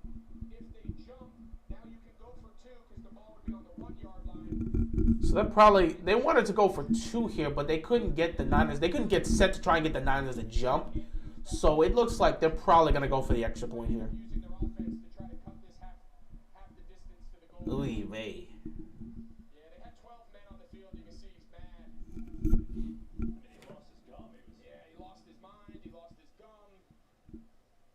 Meanwhile, the Eagles have 3 rushing touchdowns. So the angle, Scott clearly snuck in there inside of the pylon. 2 scores in a minute 20 for them. And the most rushing touchdowns in a single season all time. This is now, dead. tied with the Yellow Jackets. Actually, wait, no, it's not. You know it's been a long time. It's not. What is this? 3 here today. Extra point attempt by Elliott. Oh, okay. Good. So the extra point is up, and it is good, and Philadelphia's up 21-7. This is the one where I took a chance and said Kansas City. Yeah, this one is cooked. I'm going to spend 1 on it because I really can trust it. Extra point is good, and Gordon Ramsay? Philly might win the whole thing, in my opinion. They really have the team that could win it all. I said whoever comes out of the NFC is winning the Super Bowl, so that's kind of just my opinion. Yeah. When you got Josh Johnson as your quarterback, this is what you're going to get. I mean, I really just don't know what to tell you. He just fumbled it himself. If Brock Purdy does not come back, this game is over. If Brock Purdy does not return, the game is over. Don't pick. The dude's terrible. No, don't give me this, bro. No, listen, bro. When you fumble the snap yourself and you were there on your own to pick up the snap and you can't do that, I've lost all faith in you as a quarterback. You've been the ultimate journey. It's over. The minute Brock Purdy got injured, the game was over. The minute Brock Purdy got injured, the game ended there. If Brock Purdy is not out there in the second half, Philadelphia is going to the Super Bowl. They're not winning with Josh Johnson here. Not against this team. It's not happening. My God, he fumbled the snap and couldn't recover it himself. Are you serious? 16 seconds left. What can you do? Can you get into field goal range? Here comes the return. Okay, this is a nice return. He gets to around the 40-yard line. San Francisco has all 3 timeouts. Can you somehow get into field goal range and make this an 11-point game? Because you're not getting a touchdown. Yeah, you need Brock Purdy back and fast. If Brock Purdy's ruled out for the rest of this game, you might as well say the Philadelphia Eagles are going to the Super Bowl. You might as well end it here. Oh, my goodness.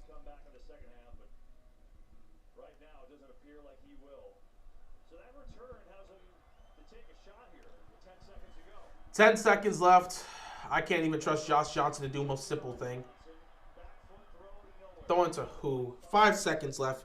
Just going to halftime before he makes a mistake and turns the ball over. Johnson, he's got 3 timeouts. You can throw this ball in the middle of the field. There was nobody on Juwan Yeah, he could, but guess what? This guy's not good.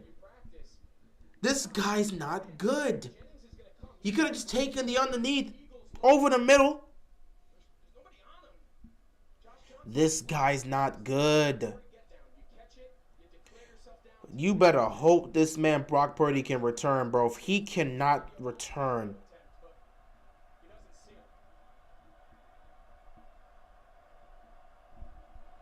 5 seconds left. Just go to halftime. Yeah, Samuel, just go into halftime. And with that, ladies and gentlemen, you better hope Brock Purdy returns. It's over, bro. It's over. It's over. Josh Johnson can't help if he more than likely wasn't prepared. I mean, that's true. They weren't expecting Brock Purdy to get injured. Look at this. The numbers are so similar, but 2 turnovers from the Niners led to 14 points for the Eagles. There's nothing you can do with that. Anyway, Philadelphia's up 21-7 heading into halftime. Philadelphia has complete control and command of this game. Meanwhile, the Niners, they seem lost. And if they don't get Brock Purdy back, their chances of going to the Super Bowl will end here. It'll be another year where they get to the NFC title game just to fall short because they just don't have a competent enough quarterback to take them over to the top. Last year, Jimmy Garoppolo wasn't competent enough to beat the Rams. This year, they had a guy that looked like he was competent enough to get the job done or at least help him out in Brock Purdy. And Brock Purdy proceeded to get hurt. So there's nothing you could do given the circumstances. It is what it is at the end of the day. Anyway, for the most part, I'm going to head on out for the first half here. I will see you guys in the second half.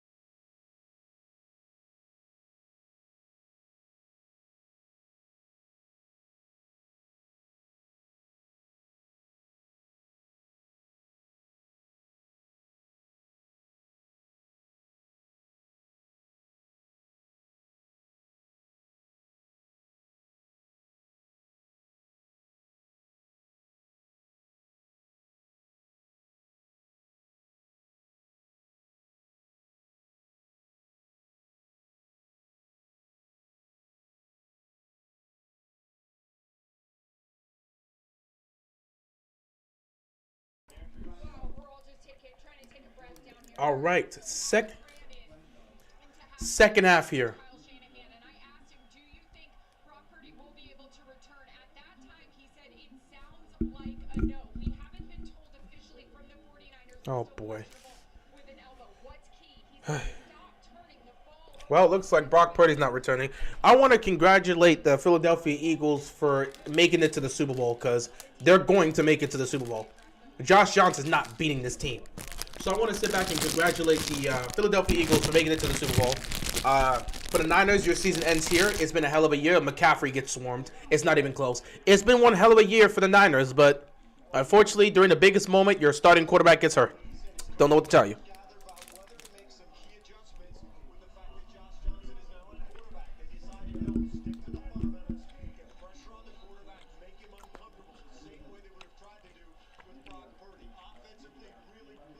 Second down and 13 here.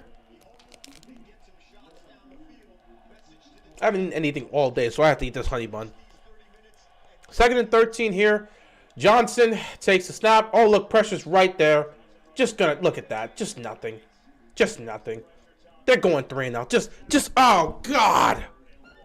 Why did Purdy have to get hurt? Take a look here. You're going to see George Kittle. He's going to go in motion, and they just drop him. You see he's waiting. I don't trust anyone not named Josh in quarterback anymore. Oh, boy. It's over. 3rd and 13.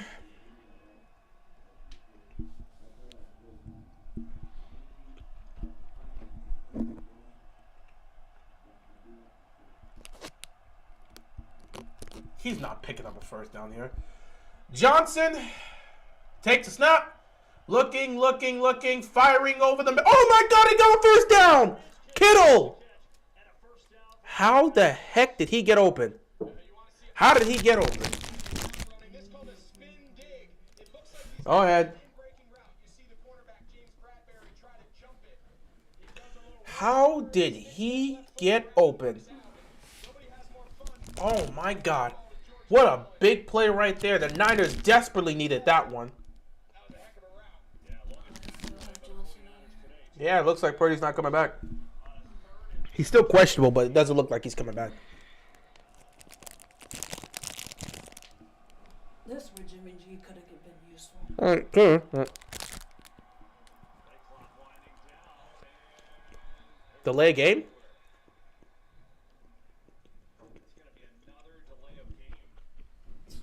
He really just interrupted my nap.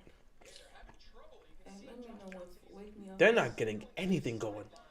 They're legitimately not getting... They keep causing these penalties. They're hurting themselves. Delay a game. He couldn't... Wow. Nothing's working right now for them. The communication is not working. They're not getting set right. They're causing penalties. Oh, God.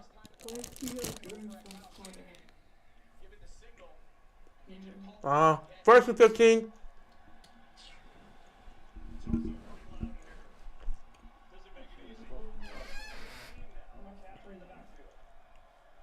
Johnson's going to take the snap here. Looking towards his left. Dump it off to McCaffrey. McCaffrey tries to break a tackle. It's not, nah. He picks up maybe a yard. Nothing really there. Nothing really there. That's a heck of a tackle on one of the premier open field runners in the entire league, and that's really what San Francisco prides themselves on. It's a lot of short throw, long run, and the trio between McCaffrey in this case, but along with Deebo Samuel and George Kittle. Ah, man, look at this. Look at this. 2nd and 14 here. Yeah, they're going to be kind of screwed again. It's going to take the snap. Oh, wow, he got hit as he threw. Oh, my God, that should have been a pick. Slay was wide open. He took a shot. He took a shot. That should have been picked off. He took a shot. 3rd down and 13. Yeah, that. Whoa. Sue got right to him. Watch that left hand.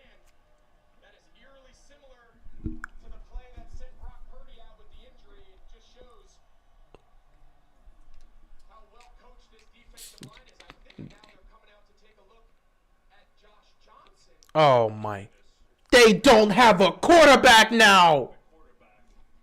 Johnson has to go out of the game. He's the emergency, but he I don't know. from upstairs. You see that? Now they're checking on him. Oh my God. Checked out, but I'm not sure. Where do they turn here? So now Purdy is throwing. Christian McCaffrey is. Is Purdy coming back? I mean, has Christian McCaffrey ever gotten a play call on his helmet before? The emergency quarterback is McCaffrey if Are they you need it. serious? But Purdy's coming back. Purdy's coming back. Oh, thank Lord they're not going to do it. Purdy's coming back. Brock's like, screw it. Give me my helmet. We are not about to put CMC in a 3rd and 14 situation. I got you, bruh. All right. I don't see them getting this here. I don't see them getting this here. But Purdy is back, so he's going to be good to go for the rest of the game. Maybe, please. 3rd and 14. I don't see them getting this here. Oh, they're going to give it to McCaffrey. McCaffrey, if he broke that tackle, he could have gotten it. Oh my goodness. Not they really had to call out CMC that you might need to be the quarterback. Ah, man. Purdy's just handing it off, so I don't know if he's going to actually be back. They might have just put him out there to hand the ball off, so he may not be coming back. But now you got 2 quarterbacks that may be dealing with injuries. Nah, CMC might have to we might have to watch this. CMC's not about to be the quarterback. Nah. That's going to be outrageous. Nah. That's going to be the most outrageous. This is going to be the most outrageous thing I've ever seen in my entire life. There's nothing here, man. Niners have nothing. No hope to hold on to. Well, Eagles will get the ball at their own 16. So we'll see what happens here for this first drive in the 3rd quarter for Jalen Hurts. If the defense can't force Jalen Hurts to make a mistake, the game is as good as done. You, it may just be an elevator. Here goes nothing. But for a young homeowner becoming their parents, it's a learning opportunity. Come on in. The more the merrier. Paris, huh? Bonjour. Oh boy, bad. This has been a struggle. This has been a struggle for the Niners. This has been a huge struggle for the Niners without Brock Purdy. I don't know if he's going to be back on the field afterwards. We'll have to find out. But without Brock Purdy, it's a problem. When cold symptoms keep you up, try Vicks NyQuil Severe. Just 1 dose starts to relieve 9 of your worst cold and flu symptoms to help take you from 9 to 9. For max strength nighttime relief, NyQuil Severe. The nighttime sniffling, sneezing, coughing, sore throat, best sleep with a cold medicine. That's sizzle? That's a sound. Hey. The soundtrack of Chipotle? Oh, yeah. You come in, you're going to be hearing that sizzle. That's how you know that we always have fresh food. Fresh is what you stand for. Exactly. Type of people are weird in life. My new furniture business. Well, everything except the whole business. Niners defense has to make it some stop at some point. No problem. Success starts with a Damn, how many sacks do they have? Oh boy, this is really something. Let me look at this. I want to take a look at something here. Let me take a look here at. Let me look at what the Eagles defense has been able to do here. The Eagles defense, obviously they force 2 turnovers. How many sacks do they have though?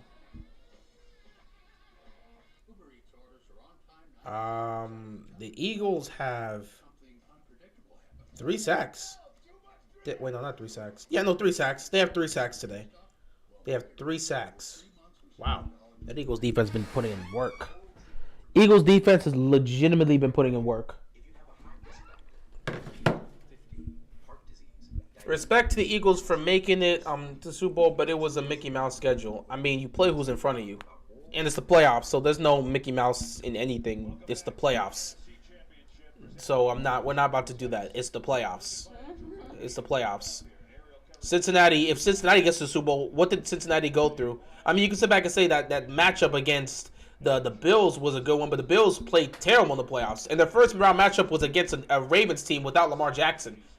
So, and then Cincinnati faced off against the Jacksonville Jaguars. So who really had a difficult schedule, huh? The Eagles themselves, if they get there. You're saying the wrong thing. Cincinnati went against Baltimore. Bills went against Jaguars. You're saying this. No. Bills did not face off against the Jaguars. Who went against the Jaguars? Chargers! Okay, But the fact that you're The saying, Bills did okay, not go. They you're went up against the saying Dolphins. Cincinnati, but you said the Cincinnati Bills- went up against the Ravens But in you the said wild card round Cincinnati, but and you- then took on the Bills. But Kansas you- City took on You- the Jaguars okay, in the divisional okay, round. But What do you was throwing me off with the fact that you really. I was throwing you off, but I was saying the right thing. You said the Bills went against the Ravens. What? I didn't say the Bills going up. I You said did. I said the. Oh, look at that drop! I said the Bengals. You did it. You did it. Maybe it's on the video. I'm pretty sure I said the Bengals went up against the. I said the Bengals went up against the Ravens, and then the Bills went up against the Bengals, and then Kansas City went up against the Jaguars. Maybe I messed it up. I don't know. Either way, it's on camera. But I'm just saying, if you look at it, everyone has gone up against a compromised team. Everyone that's left in the playoff has gone up against a compromised team. This is not supposed to be. Kansas City went up against Jacksonville. Cincinnati went up against Baltimore, who was a compromised team. And then you look at the Eagles, they took on the Giants, who weren't a great team offensively. 3rd and 7, they're going deep to no one. Okay, Niners defense makes a stop. Man, where the hell is my phone? You can't choose who you play. The NFC was trash this year, bro. AFC was stacked. Different story. Really, the AFC was stacked? It was stacked? Yeah, it was. Unfortunately, quarterbacks were injured. Take a look at who Cincinnati had to face off against. Cincinnati took on the Ravens team with no Lamar Jackson. Tyler Huntley was the quarterback. So that was a major injury. Kansas City had to deal with a young Jacksonville team that was trying to figure it out and barely made the playoffs because they pulled off a comeback and took on the crippling Tennessee Titans. So there's no huge, like, defining win here. Maybe you can give it to the Cincinnati Bengals for destroying the Bills, but up until this point, where's that huge definitive win that says, oh man, that was a tough game? The only tough game you can say now would be the championship game.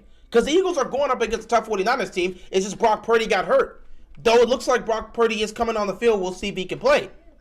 And the Chiefs and Bengals are going to go up against each other. That's a tough matchup for both teams. So it's hard to sit back and say that they went through a Mickey Mouse schedule. And again, that whole Mickey Mouse thing just really doesn't matter. At the end of the day, the goal is to win a championship. You can call it Mickey Mouse, but they're not going to give a damn. Because in 5 years, they'll be a champion. In 10 years, they'll be a champion. In 50 years, they'll be a champion. And when you and I are dead in 100 years, they will still be a champion. I get where they're coming from. No, no. Because you know how last year I was on the Bengals hard for their schedule. Where they would have an easy ass schedule and they were going through it. I said this year, if they do what they did last year with their schedule they have this year, I would be okay with it. But last year I was not okay with it because they had the most easiest schedule in our division. It is what it is. I see where they're coming from with the Eagles because the Eagles had the easiest Dude, schedule. the goal is to win a championship. I You get play that. who's in front of I you. get I'm that. not going to deal with I this get Mickey that. Mouse thing. If you win the title, you win the title. I'm not saying the Mickey Mouse. I'm like, if you win the title, you win the title. I'm not saying the Mickey Mouse. I'm just saying Eagles had an easier way to get into the playoffs is what I'm trying to say. Eagles? You meant the Bengals? You talking about Cincinnati during that time? Eagles had an easy schedule. Are you talking about? Okay, so you're using the Bengals example to make for the Eagles, right? Yeah. Okay, I was about to say. I'm trying to figure out. I say because you know how I was going on Bengals last year. I said they had an easy schedule last year, and I will still stand on it. They had an easy schedule last A year. lot of teams that are high seed usually have easy schedules. How often do you see a high team have a tough schedule? It's not really often. We used to complain a lot about the Patriots when they had easier schedules in the NFC East, when they were dealing with the garbage. In their own division, they were getting 6 easy wins, and we used to complain the hell about that. No, that's There's their not a division. lot of times you're seeing the That's number their one seed. division. I have no problem with what you do in your division. Your division, if your division is Outside of it, they trash- weren't going up against the toughest teams all the time. Go back and look at those schedules. We used to complain. Last You and I year- used to complain about that. Last year, Who? last year's. I'm not talking about. I'm talking about during the Brady era. We used to complain about that all the time. Go look at some of the teams that Brady had to face off with when they were getting the number one seed. It's just how it is. You just play who's in front of you. I'm just saying. Last year, the Bengals' schedule was easy as hell. Saying the Eagles are playing a tough 49 team. This team sucks. What? Dude, all right, bro. The Niners suck. They have one of the best defense in the league. They're Niners talented both suck. offensively and defensively, and they suck. All right, bro. All right. They just don't got that. You're entitled to your opinion. I'm not about to. You're entitled to your opinion. The dude literally sat back and said, just because you have a vendetta against the Eagles does not mean you're going to disrespect the Niners. The Niners have been one of the toughest teams in the league, and you say they suck. They're one of the most stacked teams. Top to bottom, they have talent, but they suck. All right, bro. You got it. Deebo Samuel going to get the ball here on first down. Yeah, he's not throwing. He's going nowhere. Eagles swarming that. Yeah, he is not throwing at You people move the goalposts for anything. I guess, I don't know, man. When the Eagles win, you're going to say Burrow's line was hurt, Mahomes, Kelsey was hurt, Mickey Mouse ring. That's pretty much going to be the case. If Mahomes gets their compromise and the Eagles win, people will say there was an easy path because Mahomes was hurt. Raven C, what's going on, man? How you doing, bro? How you doing? Raven C, before I address that last thing he was saying here, I know the Eagles ain't good. They will get blown out to the Bengals or Chiefs. All right, bro, we'll see. All right, we'll see. What's his team? McCaffrey's not playing quarterback for the Niners. You understand Brock Purdy's in. What are you talking about? McCaffrey's not playing quarterback for the Niners. He's not throwing at all. He's not playing quarterback for the Niners right now. He ain't throwing at all. They can't. They're really not trying to have him throw. So, no, they have Brock Purdy still in. Guarantee, I doubt he's going to throw. What's his team? He's so against the... But yeah, I don't know. It's just people have vendetta against certain teams. I'm fine with it. That's how it is. But Raven C, I want you to address this, my guy. Just tell me. Just tell me. That was a foul, right? Just tell me. That was a foul. Just tell me. Raven C, that was a foul. Jason Tatum fouled LeBron on that. Just tell me. You as a Celtics fan, I just want you to be honest. That was a foul. You knew the game was supposed to be over. That was a foul. I just want to have 3rd and 13 here on the screen. There's nothing here. I just want to have confirmation from a Celtics fan that understands that was a foul. That was a foul. I just want that confirmation. Because LeBron was fouled on the last play. That was a foul. That was foul. That was a clear foul. I just want that to be case there. That was a clear foul. LeBron got hit. Tatum straight up smacked his hand. That was a foul. But you win some, you lose some. You live to fight another day. You're right. You're absolutely right. I mean, it wasn't even just that. That one ultimately hurt them. But I mean, there was several things in that game that did hurt them. Russell Westbrook's play was not good. Though I will say in the fourth quarter he didn't play. So whatever happened in the fourth quarter was not on him. In overtime, however, yeah, he's got to hold some weight there. But yeah, Anthony Davis also being compromised and not being able to post up Brogdon. I know AD just got back. AD just got back and it was his second game back. How is he not able to post up Brogdon? Like, that don't make no sense. How is he? I'm watching AD struggle to try to get any sort of possession here in the post. Come on. Like, legitimately. I'm watching. I saw 5 times. Maybe not 5, at least 3 or 4 times. I saw LeBron try to dump it down to AD in the post, and the man legitimately could not get any sort of possession there because he was struggling to get any sort of position against Brogdon.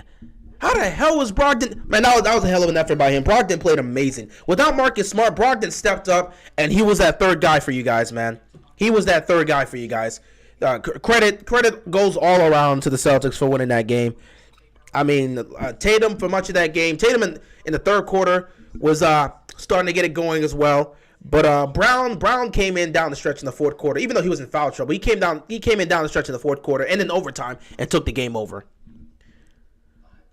Yeah, Brown was cooking. Here's my thing, though, before I get back on the NFL topic, because we are talking about the Niners and the Eagles here. Before I get back on that, here's my thing, Raven C. You and I both noticed this. Brown had 5 fouls. He came into the game with like 6 minutes left and played 6 minutes, the remaining 6 minutes of the regular season, regular season. The last 6 minutes of regulation and all of overtime. So let me get this straight. Jaylen Brown had 5 fouls when he checked in with 6 minutes left to go. He played all 6 minutes of regulation and then played all of overtime.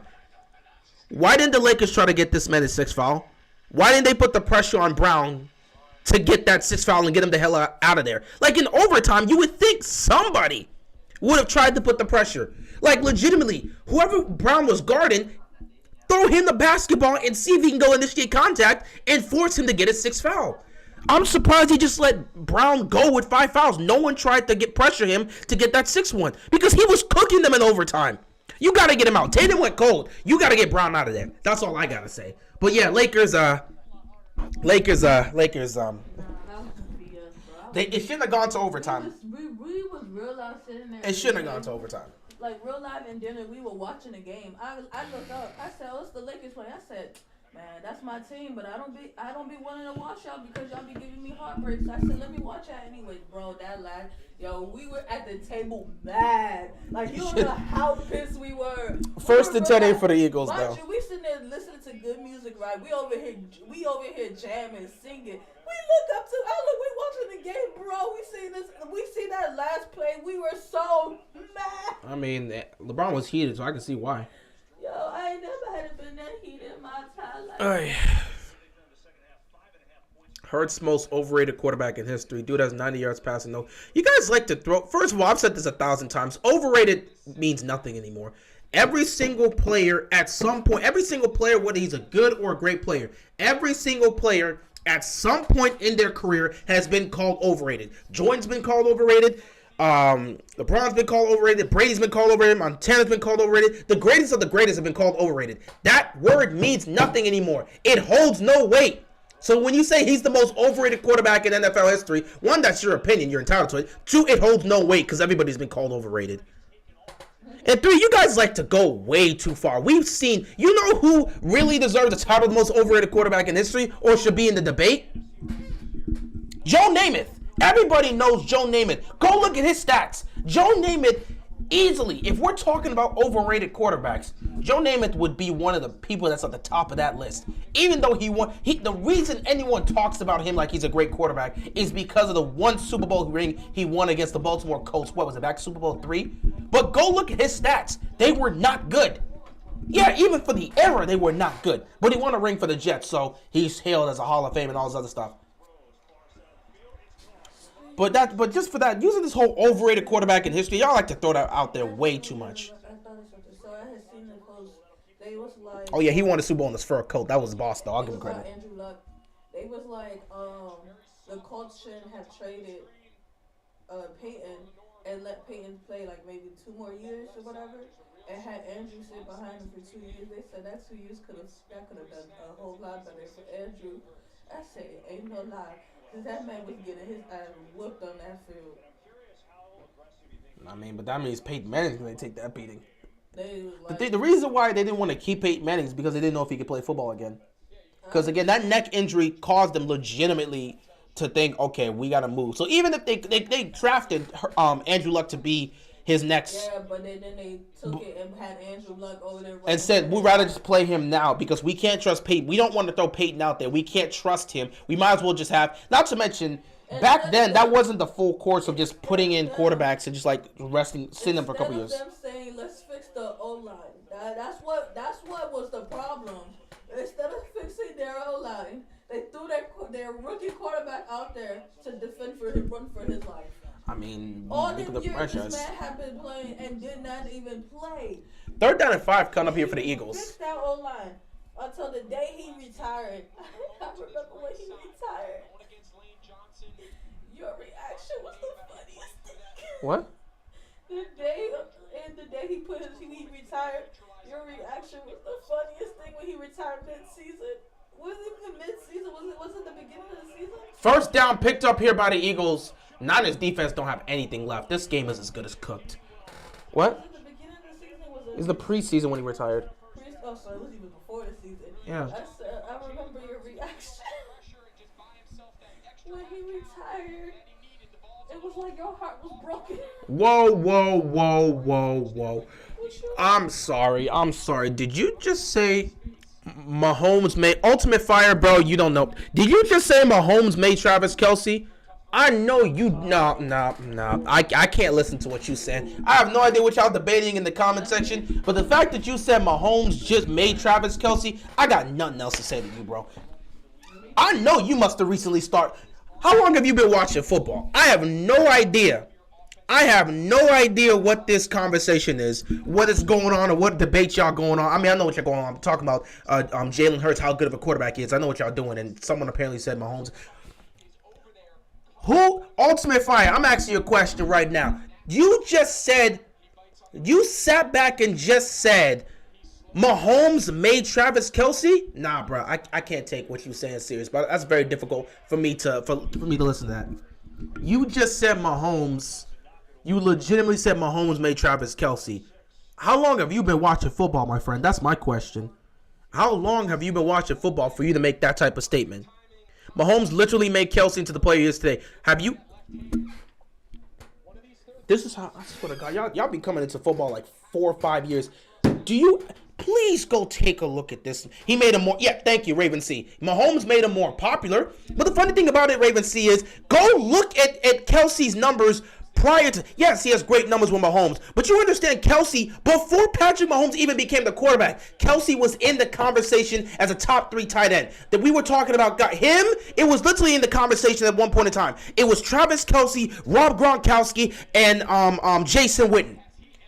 Kelsey was getting numbers with Alex Smith. Kelsey was seen as a top 3 tight end before Mahomes even stepped foot. That's why people always talk about, oh man, he's got Kelsey. He's got one of the best tight ends. Kelsey was already emerging as a top tight end. Literally before Mahomes came in. It was literally between him and Rob Gronkowski. For you to sit back and say that Mahomes made Travis Kelsey, that statement is just wrong.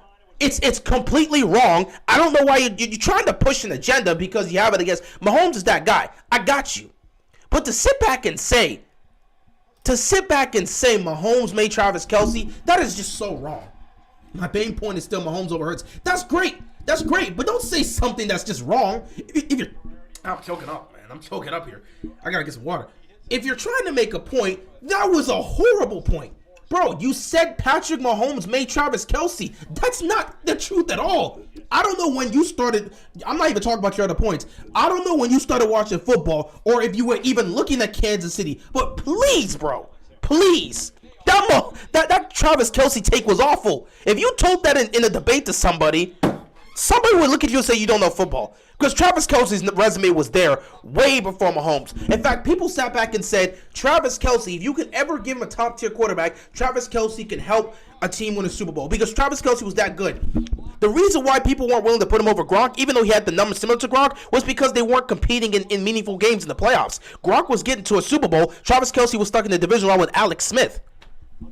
But now that Travis Kelsey has that Super Bowl and he's put up these great numbers, he's the definitive best tight end in football. But he was putting up these type of numbers with Alex Smith.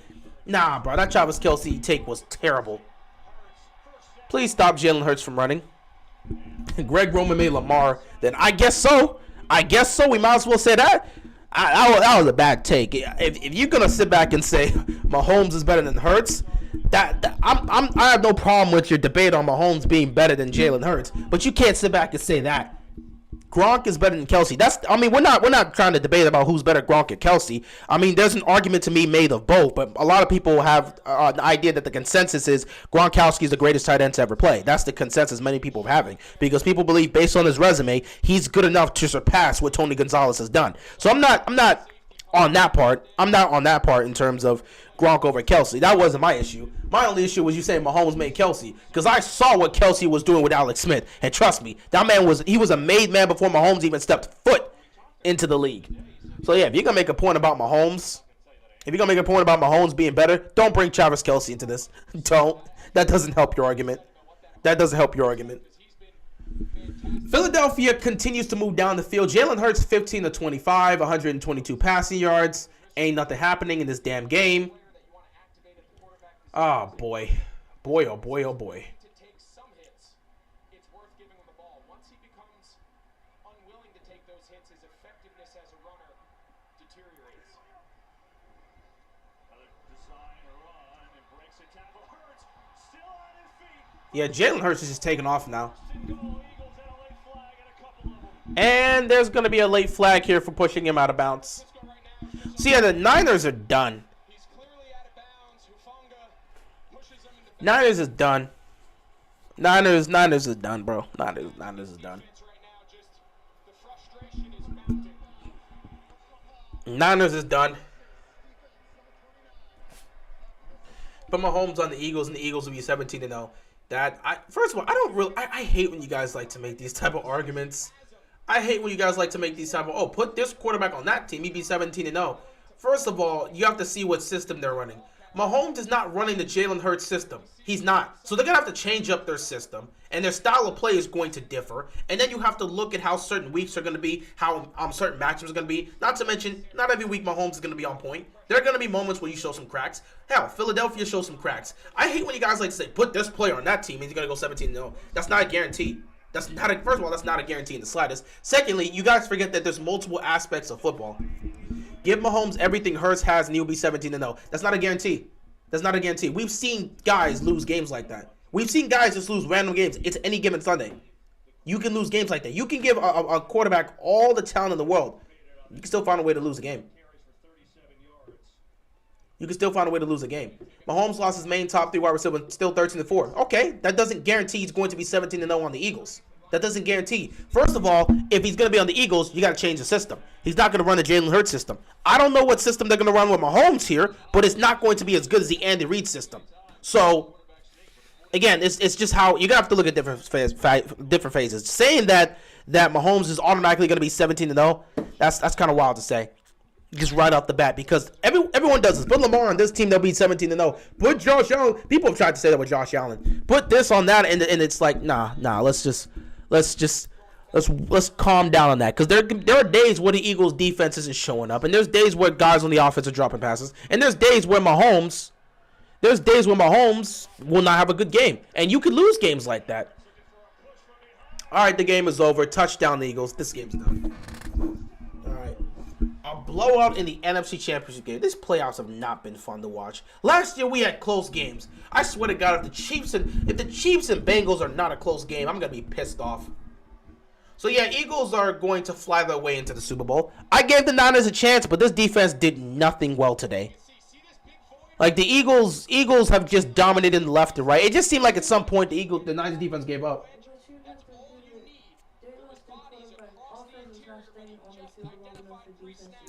That is true, but still, I mean, you know that at the end of the day, that's not going to be an excuse to hold up. It's unfair, but that's just how it is. It's not an excuse because at the end of the day, it's still a game. You still have to play your heart out. But you know, as I'm saying, the NFC, NFC being trashed this year. The NFC is not as competitive as the AFC, but it's not flat out garbage. You said the Niners are a tough team. Yeah, I mean, have you seen how they played throughout the entire season? Now, give credit to the Eagles for how they're playing.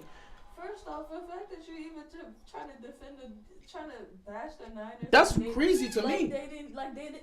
They're not even playing with a quarterback. Like, you're just bashing the Niners as if the Niners are a terrible team. All of their quarterbacks, from the first quarterback, their second, like the fact that they're even in the NFC title game and what they have. QB2 went down. This was the third string, and now the fourth string hurt too. Like legitimately, that's hurt. From top to bottom, from a talent perspective, from top to bottom, the Niners are one of the best from top to bottom from a talent perspective. But the quarterback situation is not a good point right now. They just was really unlucky. It's unfortunate what happened here. Not even just injuries. Injuries are the most important part player on your team. Your quarterback.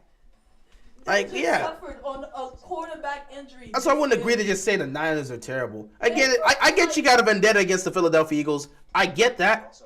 You got a vendetta against the Eagles. That's cool. But come on, bro. Don't be sitting back and saying. Don't be saying like the Niners are acting like the Niners are a terrible team. The Niners are a great team when they were healthy. Like, let's not pretend like the Niners are a terrible team. Give the Eagles credit for what they're doing. I get you have a personal vendetta against the Eagles, but give them credit for what they're doing. It's not like the Niners defense is garbage. It's really crazy. This is reminding me of, what was it, 2015 when we went through all them quarterbacks? I don't remember how many. We went through a couple. Because I know the whole team was hurt, but I do know we went through a lot of quarterbacks. I agree. The Eagles and Hurts is good. Yeah, they're playing well. Like, give credit to the Eagles. Except for Matt Schwab. I was hopeful the Niners would be able to do something here, but the Eagles are just playing at such a great level. They're just playing so well that they're able to just cancel out what's happening here. So we'll see what happens. It's just so it's so crazy though. They really went through all 4 of their quarterbacks injured. That's crazy. I mean, the pick six you talking about the Lamar pick six versus the Bills? For what? What about the Lamar pick six versus the Bills? Or is it another? No, there has to be the pick six. Yeah, the Lamar pick six versus the Bills. What about that? I don't know. Someone was making a point about something about Lamar. Something about Lamar. Someone was bringing up the pick six. In my head, the play that comes to mind is the pick six versus the Bills. I'm not sure. I think they were making a point about something. I think they were making something here.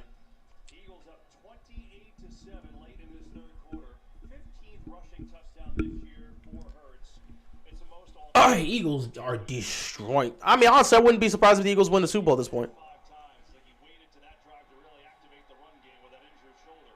Debo Samuel taking this kick return, trying to make a big play happen. Penalty flag flies. All these flags coming. All these flags have just been towards the Niners. This has been disgusting.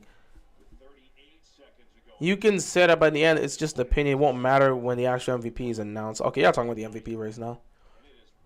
Yeah, Purdy has not really thrown a pass past 5 yards. So, like, man, your organization loved Greg Roman. Yeah, they did, unfortunately. But he's gone now, so I'm fine. Look at this. Everything is on the Niners. How many penalties can you continue to commit? Lamar did win an MVP with Gio. That's great. Colin Kaepernick got to a Super Bowl with Greg Roman. Greg Roman's system does not last for the long run. That's what people don't understand. His first year is his highest of highs. Maybe it lasts 1 to 2 years. But past that, year 3 and on, his playbook is still the same. His schemes is still the same. His play calling doesn't change. The same issues you had with him prior to this are the same issues that are there. Greg Roman does not adapt. He does not adjust. He does not adapt. He does not improve. He runs the same thing. Go ask the Niners when he was there. Go ask the Bills when he was there. Matter of fact, you can find articles dating back to 2012 and then when he was with the Niners and then 2015 when he was with the Bills. The same issues we had with him with the Ravens in 2022 were the same issues that were there in 2012. Like, nah. So yeah, he did help him win the MVP. But past that, nothing was. The offense got worse and worse. The play calling got more and more predictable. Nothing improved. Congratulations for helping Lamar for being the offensive coordinator to help Lamar get an MVP. And the funny part about it is people don't even really recognize this. This is one of the things that we don't really talk about. How much, when you look at certain plays, how much of it is the play call versus the quarterback? Because a lot of times when Mahomes is making plays, a lot of times you see Mahomes, Lamar, Allen, they're going out of the pocket. So they're going out of the pocket, extending the plays, and making throws down the field and making certain plays. So how much of that is the play call? How much of that is the play call? When they call a certain play, how much of that is the play call and how much is that on the player? I think people tend to forget that. Go back and watch Lamar's MVP season, and you'll see plenty of times it's really just Lamar just being Lamar and making the play. It's not within the play call. It's just Lamar making that type of play. And people tend to forget that. It's not always. Sometimes we have to be able to separate the play call that was given versus the actual play that was made by the certain player. A lot of times watching these play calls that are being called, sometimes it's not the play call doesn't work. You have to go off script, and the player just has to make the play. And Lamar did that a lot in his MVP season. Hell, Lamar has done that a lot under G-Roll system. It's a lot of times you watch it, it's Lamar just making the crazy play versus it just being schemed up that way. Go back and look at the film. It's there. You see it. You can see it with Patrick Mahomes. You can see it with Josh Allen. You see it a lot of times there. You see it so much with Justin Herbert, where he's just doing things off the script. And it's not really the play call. That's just how it is. That's literally just how it is. So, yeah, Greg Roman was definitely the offensive coordinator in 2019 when Lamar won his MVP season. But he didn't change his offense. He didn't improve. He didn't make adjustments. He didn't evolve. He didn't adapt. Everything was the same, which is why he's gone. And I'm glad. And I'm glad he's gone because he definitely needed to be gone. He needed to be gone after 2020, and we all knew that. I just want the Bengals to get blown out, lose by 4 or 5 touchdowns, and get 50-plus dropped on them. You know that's not going to happen. They are too cocky right now. It's one thing if the fans talk smack, but for the team and Mayor, hell, I mean, yeah, they're wilding out, but it is what it is. This is my issue. Like, the fans are gonna always talk, but as soon as the players started acting like they're big and bad, and the mayor, that's what threw me off. I'm fine with it as long as you prove it. I'm fine with it as long as you back it up. Like, if you lose, you're gonna get cooked. Not even mad. Like, as a Ravens fan, I was pissed, but as a fan, I was really standing there like, bro, you barely won against the Ravens, and y'all was sitting here and talking like mad shit. What would be the Ravens' record? The Bills? What would the Ravens' record be with D-Hop and Coach Benamy? I mean, it depends on how healthy we are. I can't give you a record prediction if I'm not sure how healthy the team is. If we get Lamar for every game, I think you can win 14 to 15 games. You can win 14 to 15 games. But again, how healthy is this team? That's what you got to think about it. Purdy cannot throw a football right now. And then they over here acting like they're not going against KC. Like, they should not be worried about going against KC. Flags on the play. Watch it be on the Niners again. Like, the way they acted like KC, some high school team or something, is so bad, disrespectful out here, bro. Ravens might be one of the most unhealthy teams in the league. Yeah, over the last 3 years, that's what we've been. Over the last 3 years, we've definitely been that. And they have issues of firing the freaking health team. They're not going to do it. They need a whole clean, and that's that. How are we having players? Oh, they actually called it on the Eagles. Feel bad for Shannon. Dude was on his fourth string in the NFC Championship game. I mean, what are you gonna do? There's nothing you can do. You just have to play what you gotta play. It's nothing you can control. That's just how things turned out. Niners and Ravens have been decimated the most. Well, Niners, Ravens, and Titans. Because the Titans had back-to-back years of nothing but decimated players. They somehow got the number 1 seed in 2021 because 2021 was just weird. But they were decimated in 2021, and they were decimated this year too. So you got to add the Titans there too. Look at all these. They're trying to do whatever they can with the run plays, and nothing's going to happen here. They don't have anything that can work. Shannon has multiple chances to win the Super Bowl. Don't forget 28-3. Obviously, we know that. Don't forget Chargers. We're hurt too. Yeah, you guys are constantly hurt. There's nothing the Niners can do at this point. It's over. It's over. They can't throw the ball. Like, you're not fooling anybody. You're not fooling the Eagles. They're not about to just stop the pressure on the run. They know Brock Purdy's not good enough to throw that ball down the field. Or at least that's the belief. Unless he showed you he can throw that ball, why would they be scared? He can't throw. He literally can't throw. They have not had a single pass. He literally can't throw. And the Eagles know he can't throw. I want to see more competition in the NFC. Eagles the only good team this year. Again, that's just a disrespect to the Niners. The Eagles were the best team in the NFC, but the Niners are a good team. The Niners are a good team. Just as disrespectful to act like the Niners are a terrible team. The Niners are a good team. Now, granted, the quarterback situation, it leaves much to be desired, but to pretend that the team's not good, that's disrespectful. And again, another team that is talented but failed due to their quarterback was the Cowboys. The Cowboys are not a bad team. Like, legit, the Eagles have a complete team. They're the most complete team in the league, arguably.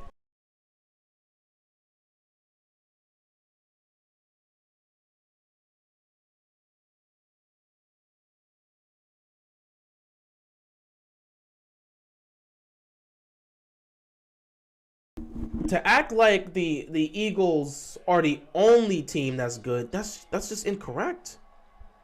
The Eagles aren't the only team that's good. You have the Niners, they're also a really good team. And then you can also get the Cowboys. Now, the Cowboys never live up to the talent that they have, but that doesn't mean they're not a good. That doesn't mean that they aren't a good team. They're just a good team that constantly hurts themselves. They're just a good team that constantly hurts themselves.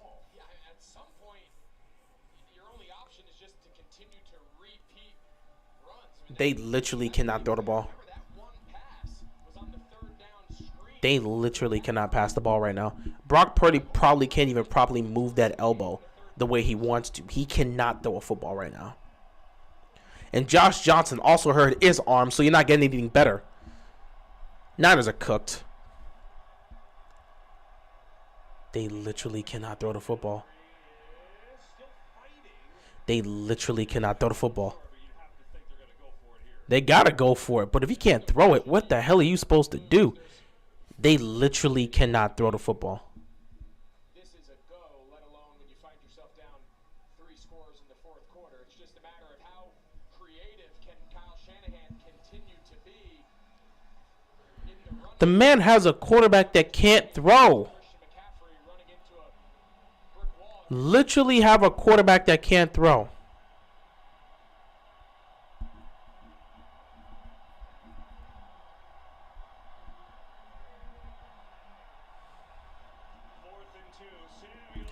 Yeah, that wasn't going to work.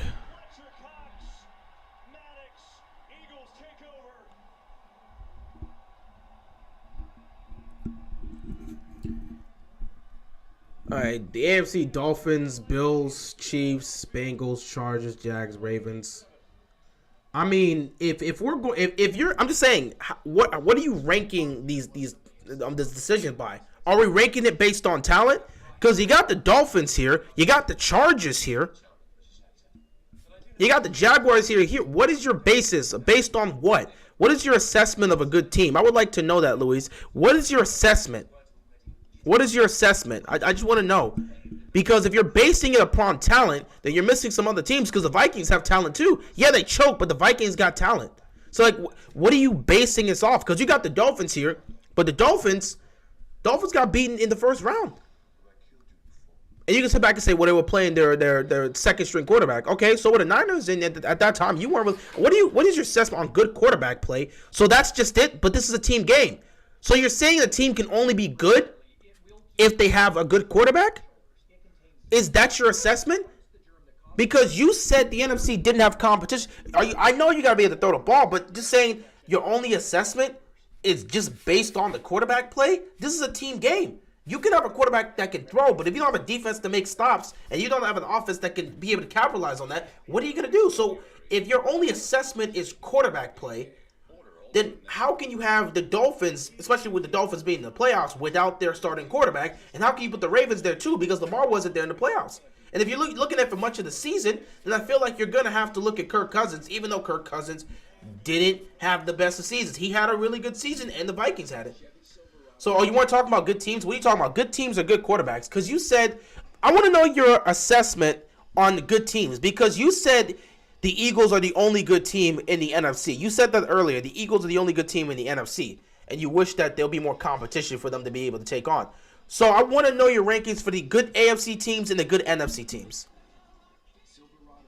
I was talking about competitive in the conference. So you're saying that the Eagles are the only competitive team in the NFC? The AFC had more good quarterbacks than the NFC. Absolutely, absolutely. But I'm saying about teams. Because you said this early on. You said the Eagles were the only good team. What do you mean by that? In saying the Eagles were the only good team in the NFC? Like, are you saying there was no other good team in the AFC? Because you said that earlier. The Eagles were the only good team in the NFC this year. So I want to know your assessment of how you rank good teams. The Eagles had the only good quarterback in the conference. So are you saying that in order to be a good team, you need to have a good quarterback? Is that what you're saying? Or consistent? So why weren't the Vikings mentioned? Why weren't the Niners mentioned? Because those two teams were consistent. That was the second and third seed. They were consistent. But you didn't mention the Niners. You said the Niners were trash because of the quarterback they had. And you never mentioned the Vikings. So are you assessing a good team based off the quarterback play? I'm saying I want to see a better quarterback play in the NFC. Okay, that's cool.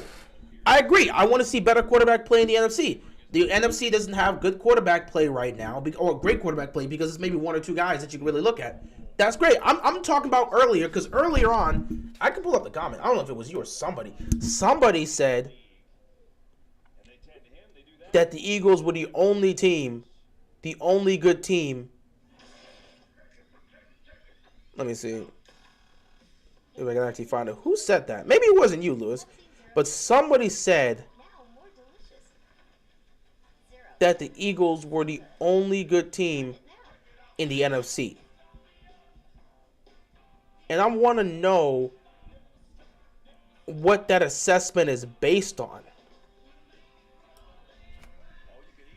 Like, I know they're good NFC teams, but I want to see better quarterback battles. That's what I mean. That's cool. That's cool. I just wanted to get that straight, because, like, we can't act like there was no good NFC teams. What you're trying to make the argument about is good quarterback play. Yeah, well, I mean, I don't know what to tell you. All the young quarterbacks got drafted in the AFC. Well, you can want good quarterback play, but unless you get more quarterbacks drafted into the NFC, there's nothing you can do. All the good quarterbacks, all the young quarterbacks that were drafted are in the AFC. The only one that's in the NFC that was young is Jalen Hurts. You look at the NFC North, Aaron Rodgers looks like he may be on his way out, depending on how the Packers feel. They may trade him. Kirk Cousins is what he is. Jared Goff had a nice season, but how far is that going to take you? Maybe he builds off of this. And then Justin Fields, he is very talented, but we want to see more from him. You look at the NFC South, Tom Brady at the end of his ropes. You either had your pick between Andy Dalton, Taysom Hill and who am I thinking of? The last person. Jameis Winston. And then you look at the Falcons again. You had you did have Mariota there for a while. Then you put another rookie one there. I know we can't do anything, but it makes it for boring playoff games. That's what I mean. The AFC had more competitive games this year. They did. That's the point I was trying to make. I get that. I'm just saying, and I wasn't taking away from the quarterback play statement you're saying. I agree. There's definitely better quarterback play in the AFC because all the young quarterbacks are there. I just wanted to be clear about the whole team aspect because, there were good teams in the NFC this year. There just wasn't any star power with the quarterbacks. AFC is filled with a lot of young stars. The NFC only has a couple. You look at the quarterback play past Jalen Hurts. How much can you really sit back and say you look at the quarterbacks in the NFC and say, oh, these are great quarterbacks? We know what Brady's resume is, and we know what Rodgers' resume is. We know they're all-time greats, but they both look like they're reaching the end of their ropes. They did not have great years, so you can't even count those two. I want to see Lamar in the NFC on a better team than the Ravens. I don't want to see Lamar in the NFC because I'm a Ravens fan and I don't want to lose Lamar. What I want to see the Ravens do is give him weapons and find an offensive coordinator that's going to help us out, which right now they're currently trying to do that. So we fired Greg Roman and we're trying to get ourselves a new offensive coordinator to make sure we can get Lamar in a better passing system. Next up, we got to get him the receivers, which they said they were going to address. Will they actually address it? We'll find out.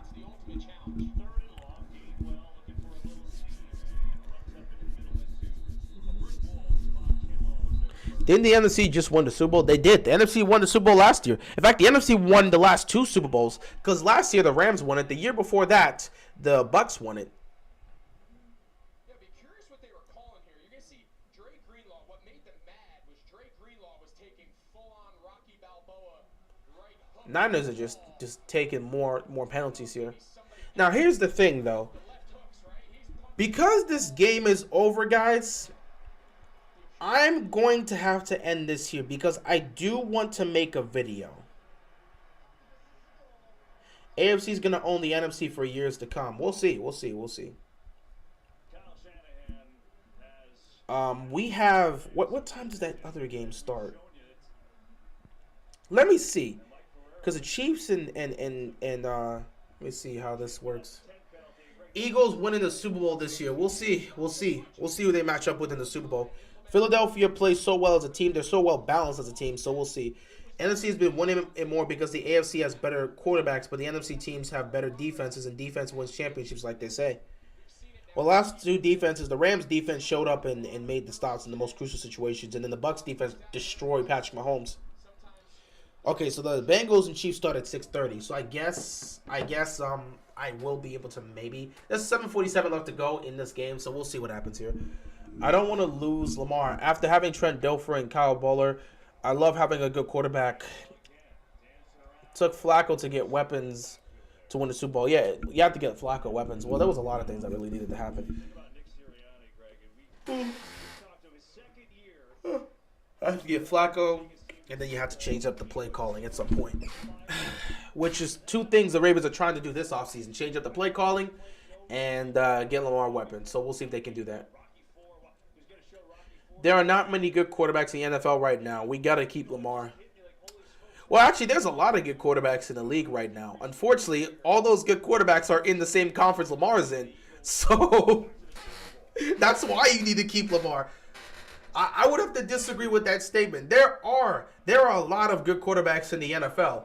And those good quarterbacks just happen to play in the NFC, which is a big reason why you need to keep Lamar. Because if you're going to be dealing with Mahomes, if you're going to be dealing with Allen, if you're going to be dealing with Burrow, if you're going to be dealing with Herbert, if you're going to be dealing with the emerging Trevor Lawrence, if you're going to be dealing with potentially Deshaun Watson if he gets back to form, then yes, you will need to have Lamar. Oh, you mean good quarterback in free agency? Well, the Ravens wouldn't look to get a quarterback in free agency. If they were to trade Lamar, which I don't see that happening, they may look. One team that's looking to that we've here. Then again, I don't know if they want to get Lamar, but one team people talked about is the Bears trying to make a trade like that. The Niners to get Trey Lance. The Ravens wouldn't get a quarterback via free agency. If they weren't able to trade Lamar for another quarterback to pick up, They're just going to go with Tyler Huntley, which, again, is not the promising situation. Obviously, none of us want that. But if it comes down to that, they will just go with Tyler Huntley. Come on and have his first opportunity here today. A 31-yard try.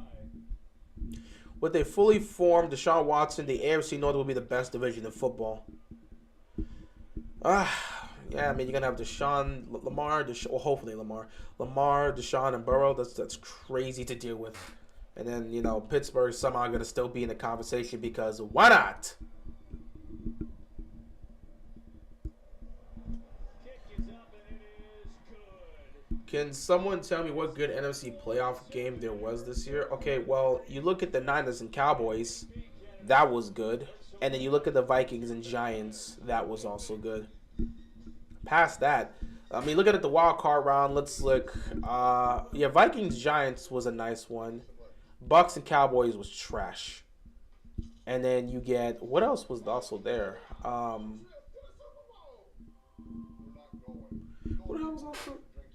Oh, Seahawks and Niners. That one, Seahawks and Niners was good for the first half. Second half, it kind of ended up just wailing off. So the Seahawks Niners had the promise of being a good game, but I don't know if it will go down as a good game because of how the second half played. The first half was very competitive. It looked like it could have been the best playoff game. Second half, it just didn't even return to that form.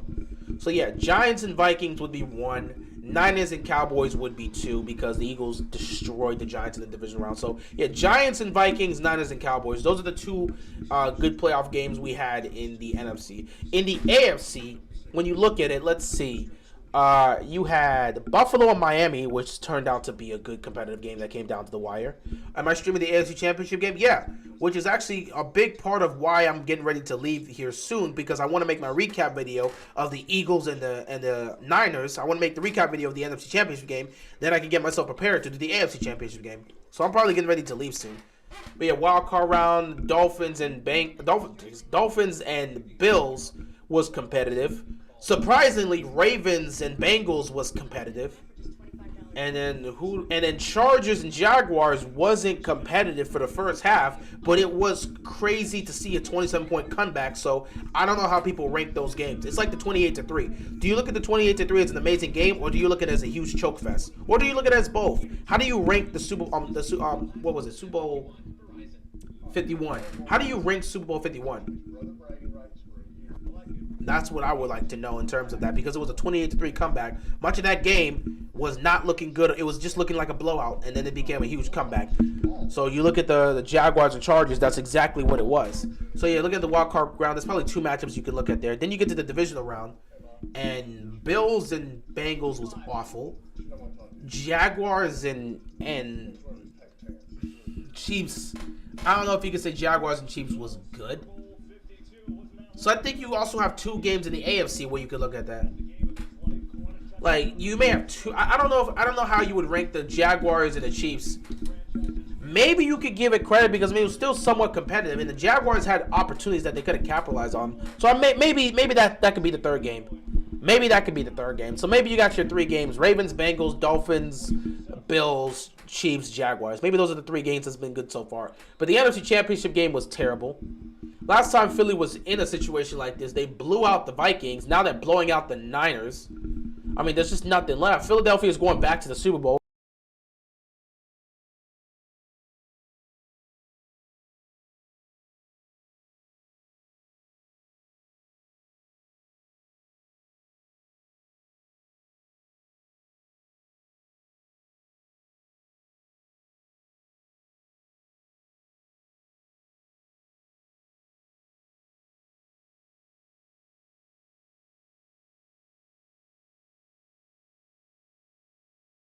Left. There's 5 minutes left.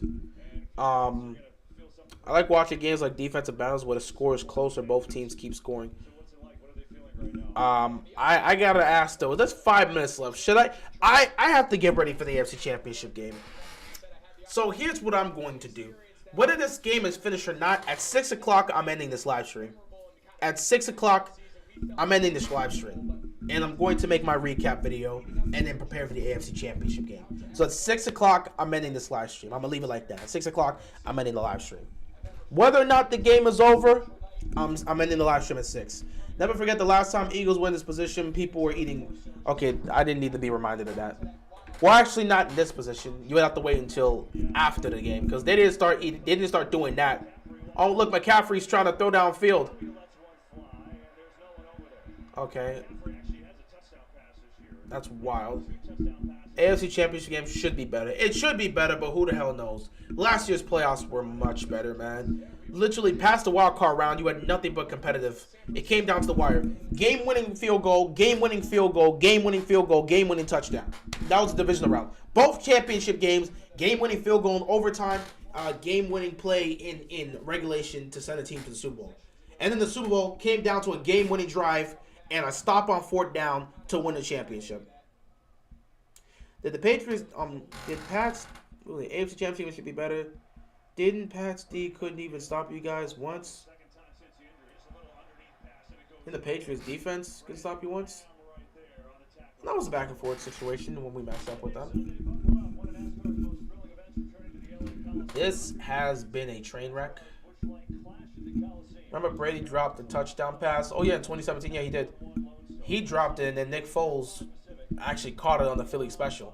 Oh, you think they're gonna pull off another Philly special in the Super Bowl? You think they're gonna actually pull it off? With Jalen Hurts, I think you can do it. That would actually be funny if they pull off another Philly special.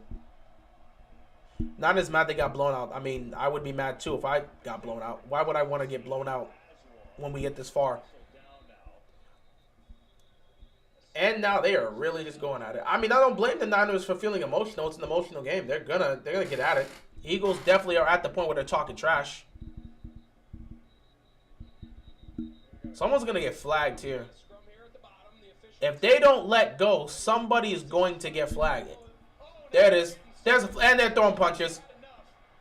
Trent Williams has entered the party, and San Francisco's cleared their bench, but right now, yeah, this is getting bad. Philadelphia has to keep their players on the bench. They have bigger things to prepare for going forward. They can't have any of their players get caught up in it. Yeah, Philly, calm down. Philly. The Niners can throw the tantrum. They can throw their temper tantrum. Don't get involved in it. Y'all going to the Super Bowl. Y'all need to be calm. Don't do anything stupid and ruin your chance to the Super Bowl. They're getting pissed and they're throwing a temper. Let them do whatever they want to do. Well, these two were going with it, and then Trent Williams said enough of that. Drew Kayvon Wallace out of there, and then it really went crazy. Flags flying. And People are going to get ejected for sure. Fines are going to be coming up. People getting ejected. procedure here for the officiating crew. This is going to be nasty work. There's going to be fines. But there's definitely going to be ejections.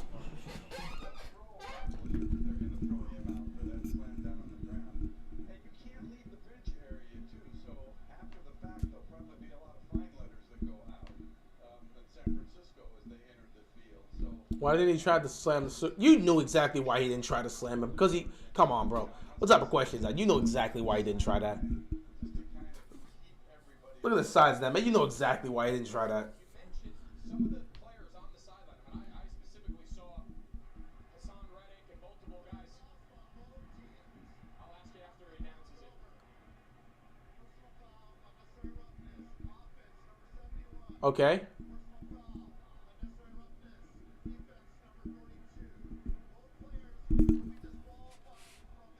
Okay. All right, so they got the two people disqualified. Any risk, you mentioned number 42, Kayvon Wallace, he was ejected. Is there any risk of him having to be required to sit out the Super Bowl? And then secondly, you mentioned fine letters. If you come off the sideline to enter the scrum, are those guys potentially in jeopardy of missing the Super Bowl, or is it just fines? They are. Now, they would be fines, but you're not, this is not an automatic ejection foul where it carries over to the Super Bowl. Okay, that's a good thing. So nothing's gonna happen here. They won't be affected. Their chance of being in the Super Bowl won't be affected based on this. All right. Well, I think with this being the case and happening at the perfect time, I think I'm gonna head out, ladies and gentlemen. It is 6 o'clock. I'm gonna go make my recap video, which shouldn't take long. But with that being said, I appreciate you guys stopping by. Congratulations to the Philadelphia Eagles. You did exactly what you needed to do. You're going to the Super Bowl. You spent the last several years rebuilding this team, and you built around your young quarterback in Jalen Hurts. And people will say whatever they want to say about his passing ability. This running game is something different, and they're such a well-balanced team, and they're such a complete team. Congratulations to the Philadelphia Eagles for getting to the Super Bowl. I wanted Lamar Jackson to be the quarterback that would set the standard for the next age of quarterbacks. You know, when they always say this style of play can't work, they always say quarterbacks like Jalen Hurts and Lamar Jackson, that style of play can't work. Where you got a quarterback that's so mobile and he's being used in the run game like this, and you don't see him throwing the ball nearly like that. They said that couldn't work. By the way, Eagles make a stop on 4th down. So, and I think they force a turnover. So, yeah, this game's done. But, yeah, they say players like Lamar and Jalen Hurts, you can't win a Super Bowl with them. The last time we saw a quarterback that was in this type of situation was Cam Newton. And I really wanted Cam Newton to win so we can end this stupid narrative that a quarterback like that can't win a title. I really wanted that narrative to end. But unfortunately, Cam Newton was not able to win. Jalen Hurts is the next quarterback up to try and see if he can break that narrative. And I really hope he does. I truly hope he does. I don't really see it, though. Lamar will still set the standard. Lamar's setting the standard in terms of regular season, in terms of, of course, Lamar ever wins a Super Bowl, it'll definitely be talked about. But Jalen Hurts is a similar quarterback to Lamar Jackson in terms of what they run and in terms of what they do. For God's sakes, Jalen Hurts has, 14, maybe 15 rushing touchdowns this season? He has nearly the same amount of rushing touchdowns as he has passing touchdowns. Don't really think Jalen Hurts fits the standard, though. In terms of these type of quarterbacks, he does. Look at his numbers. It fits the standards of these dual threat quarterbacks that utilize their legs as a major weapon. This dude has like nearly 60%. Hurts is more of a tank, more like a tank rushing touchdown. Like, dude is rushing. He's getting rushing yards and rushing touchdowns. He fits the standard. Lamar gains rushing yards. Hurts also gains rushing yards too. Again, it's not like they play the exact same, but he is that similar type of quarterback. And people said Jalen Hurts was not going to succeed in Philadelphia. I'm not saying they're the exact same quarterbacks. Cam and Lamar are not the exact same quarterbacks, but they fit those standards. They said you couldn't win like that. We don't use Lamar in the red zone like how the Eagles use Hurts. That is true. They definitely use Hurts in the run game in the end zone, in the red zone. They use him a lot. But still, they're not the exact same, but they still fit in that same category. And people say you can't win with this style of play, where you're using your quarterback so much in the run game. And Jalen Hurts is a huge part of this run game. There's a reason why. Hurts, I feel, plays like Cam, which, again, they still feel in the same category. Cam is in Lamar, Cam, Hurts, they're all in that same category of quarterbacks people say you can't win with that play style. Now, maybe they have different variations as to how they do that play style, because Lamar is not nearly being utilized in the run game, especially in the red zone, the way Jalen Hurts is. But still, they're still in that same category of quarterbacks where they said you can't win with that level of play style. People said you can't win with this play style, where your quarterback's rushing for all these touchdowns and being used in the run game and not really throwing that many touchdown passes. Because if you look at it, I could pull up the stats too. Jalen Hurts, when people are trying to say he should get the MVP season here, Jalen Hurts' stats in the regular season that people said he should be able to win the MVP. Jalen Hurts' stats this season. Let me see. Where is it? Let's see if I can pull this off here. This is the post. Okay, in the regular season, here we go. Jalen Hurts in the regular season had 3,700 3,700 passing yards, 22 passing touchdowns. He rushed for 760 yards and 13 touchdowns. That's literally what he did. 22 passing touchdowns to 13 rushing touchdowns. They usually say you can't win with this style of play. When Cam had his opportunity in 2015 to crush this narrative, he was unable to. I remember Cam Newton destroying, absolutely decimating the Arizona Cardinals as he made his way to the Super Bowl. He had an opportunity to end it here. He was unable to. Jalen Hurts plays a similar style to Cam Newton. He's just like Lamar. He's also in that category of quarterbacks where they say you can't win with this play style. This is our second opportunity. This is our second opportunity to see if a quarterback playing this style of play can win a championship. I wish Lamar was in this position because I wanted Lamar to be the one to win it. But unfortunately, we had our chance in 2019. We didn't get it done. Now we have our next opportunity to see if you can win with this style of play. Jalen Hurts is going to have that opportunity, and we'll see if it happens. Now, depending on who the quarterback is in the Super Bowl, it could be very interesting.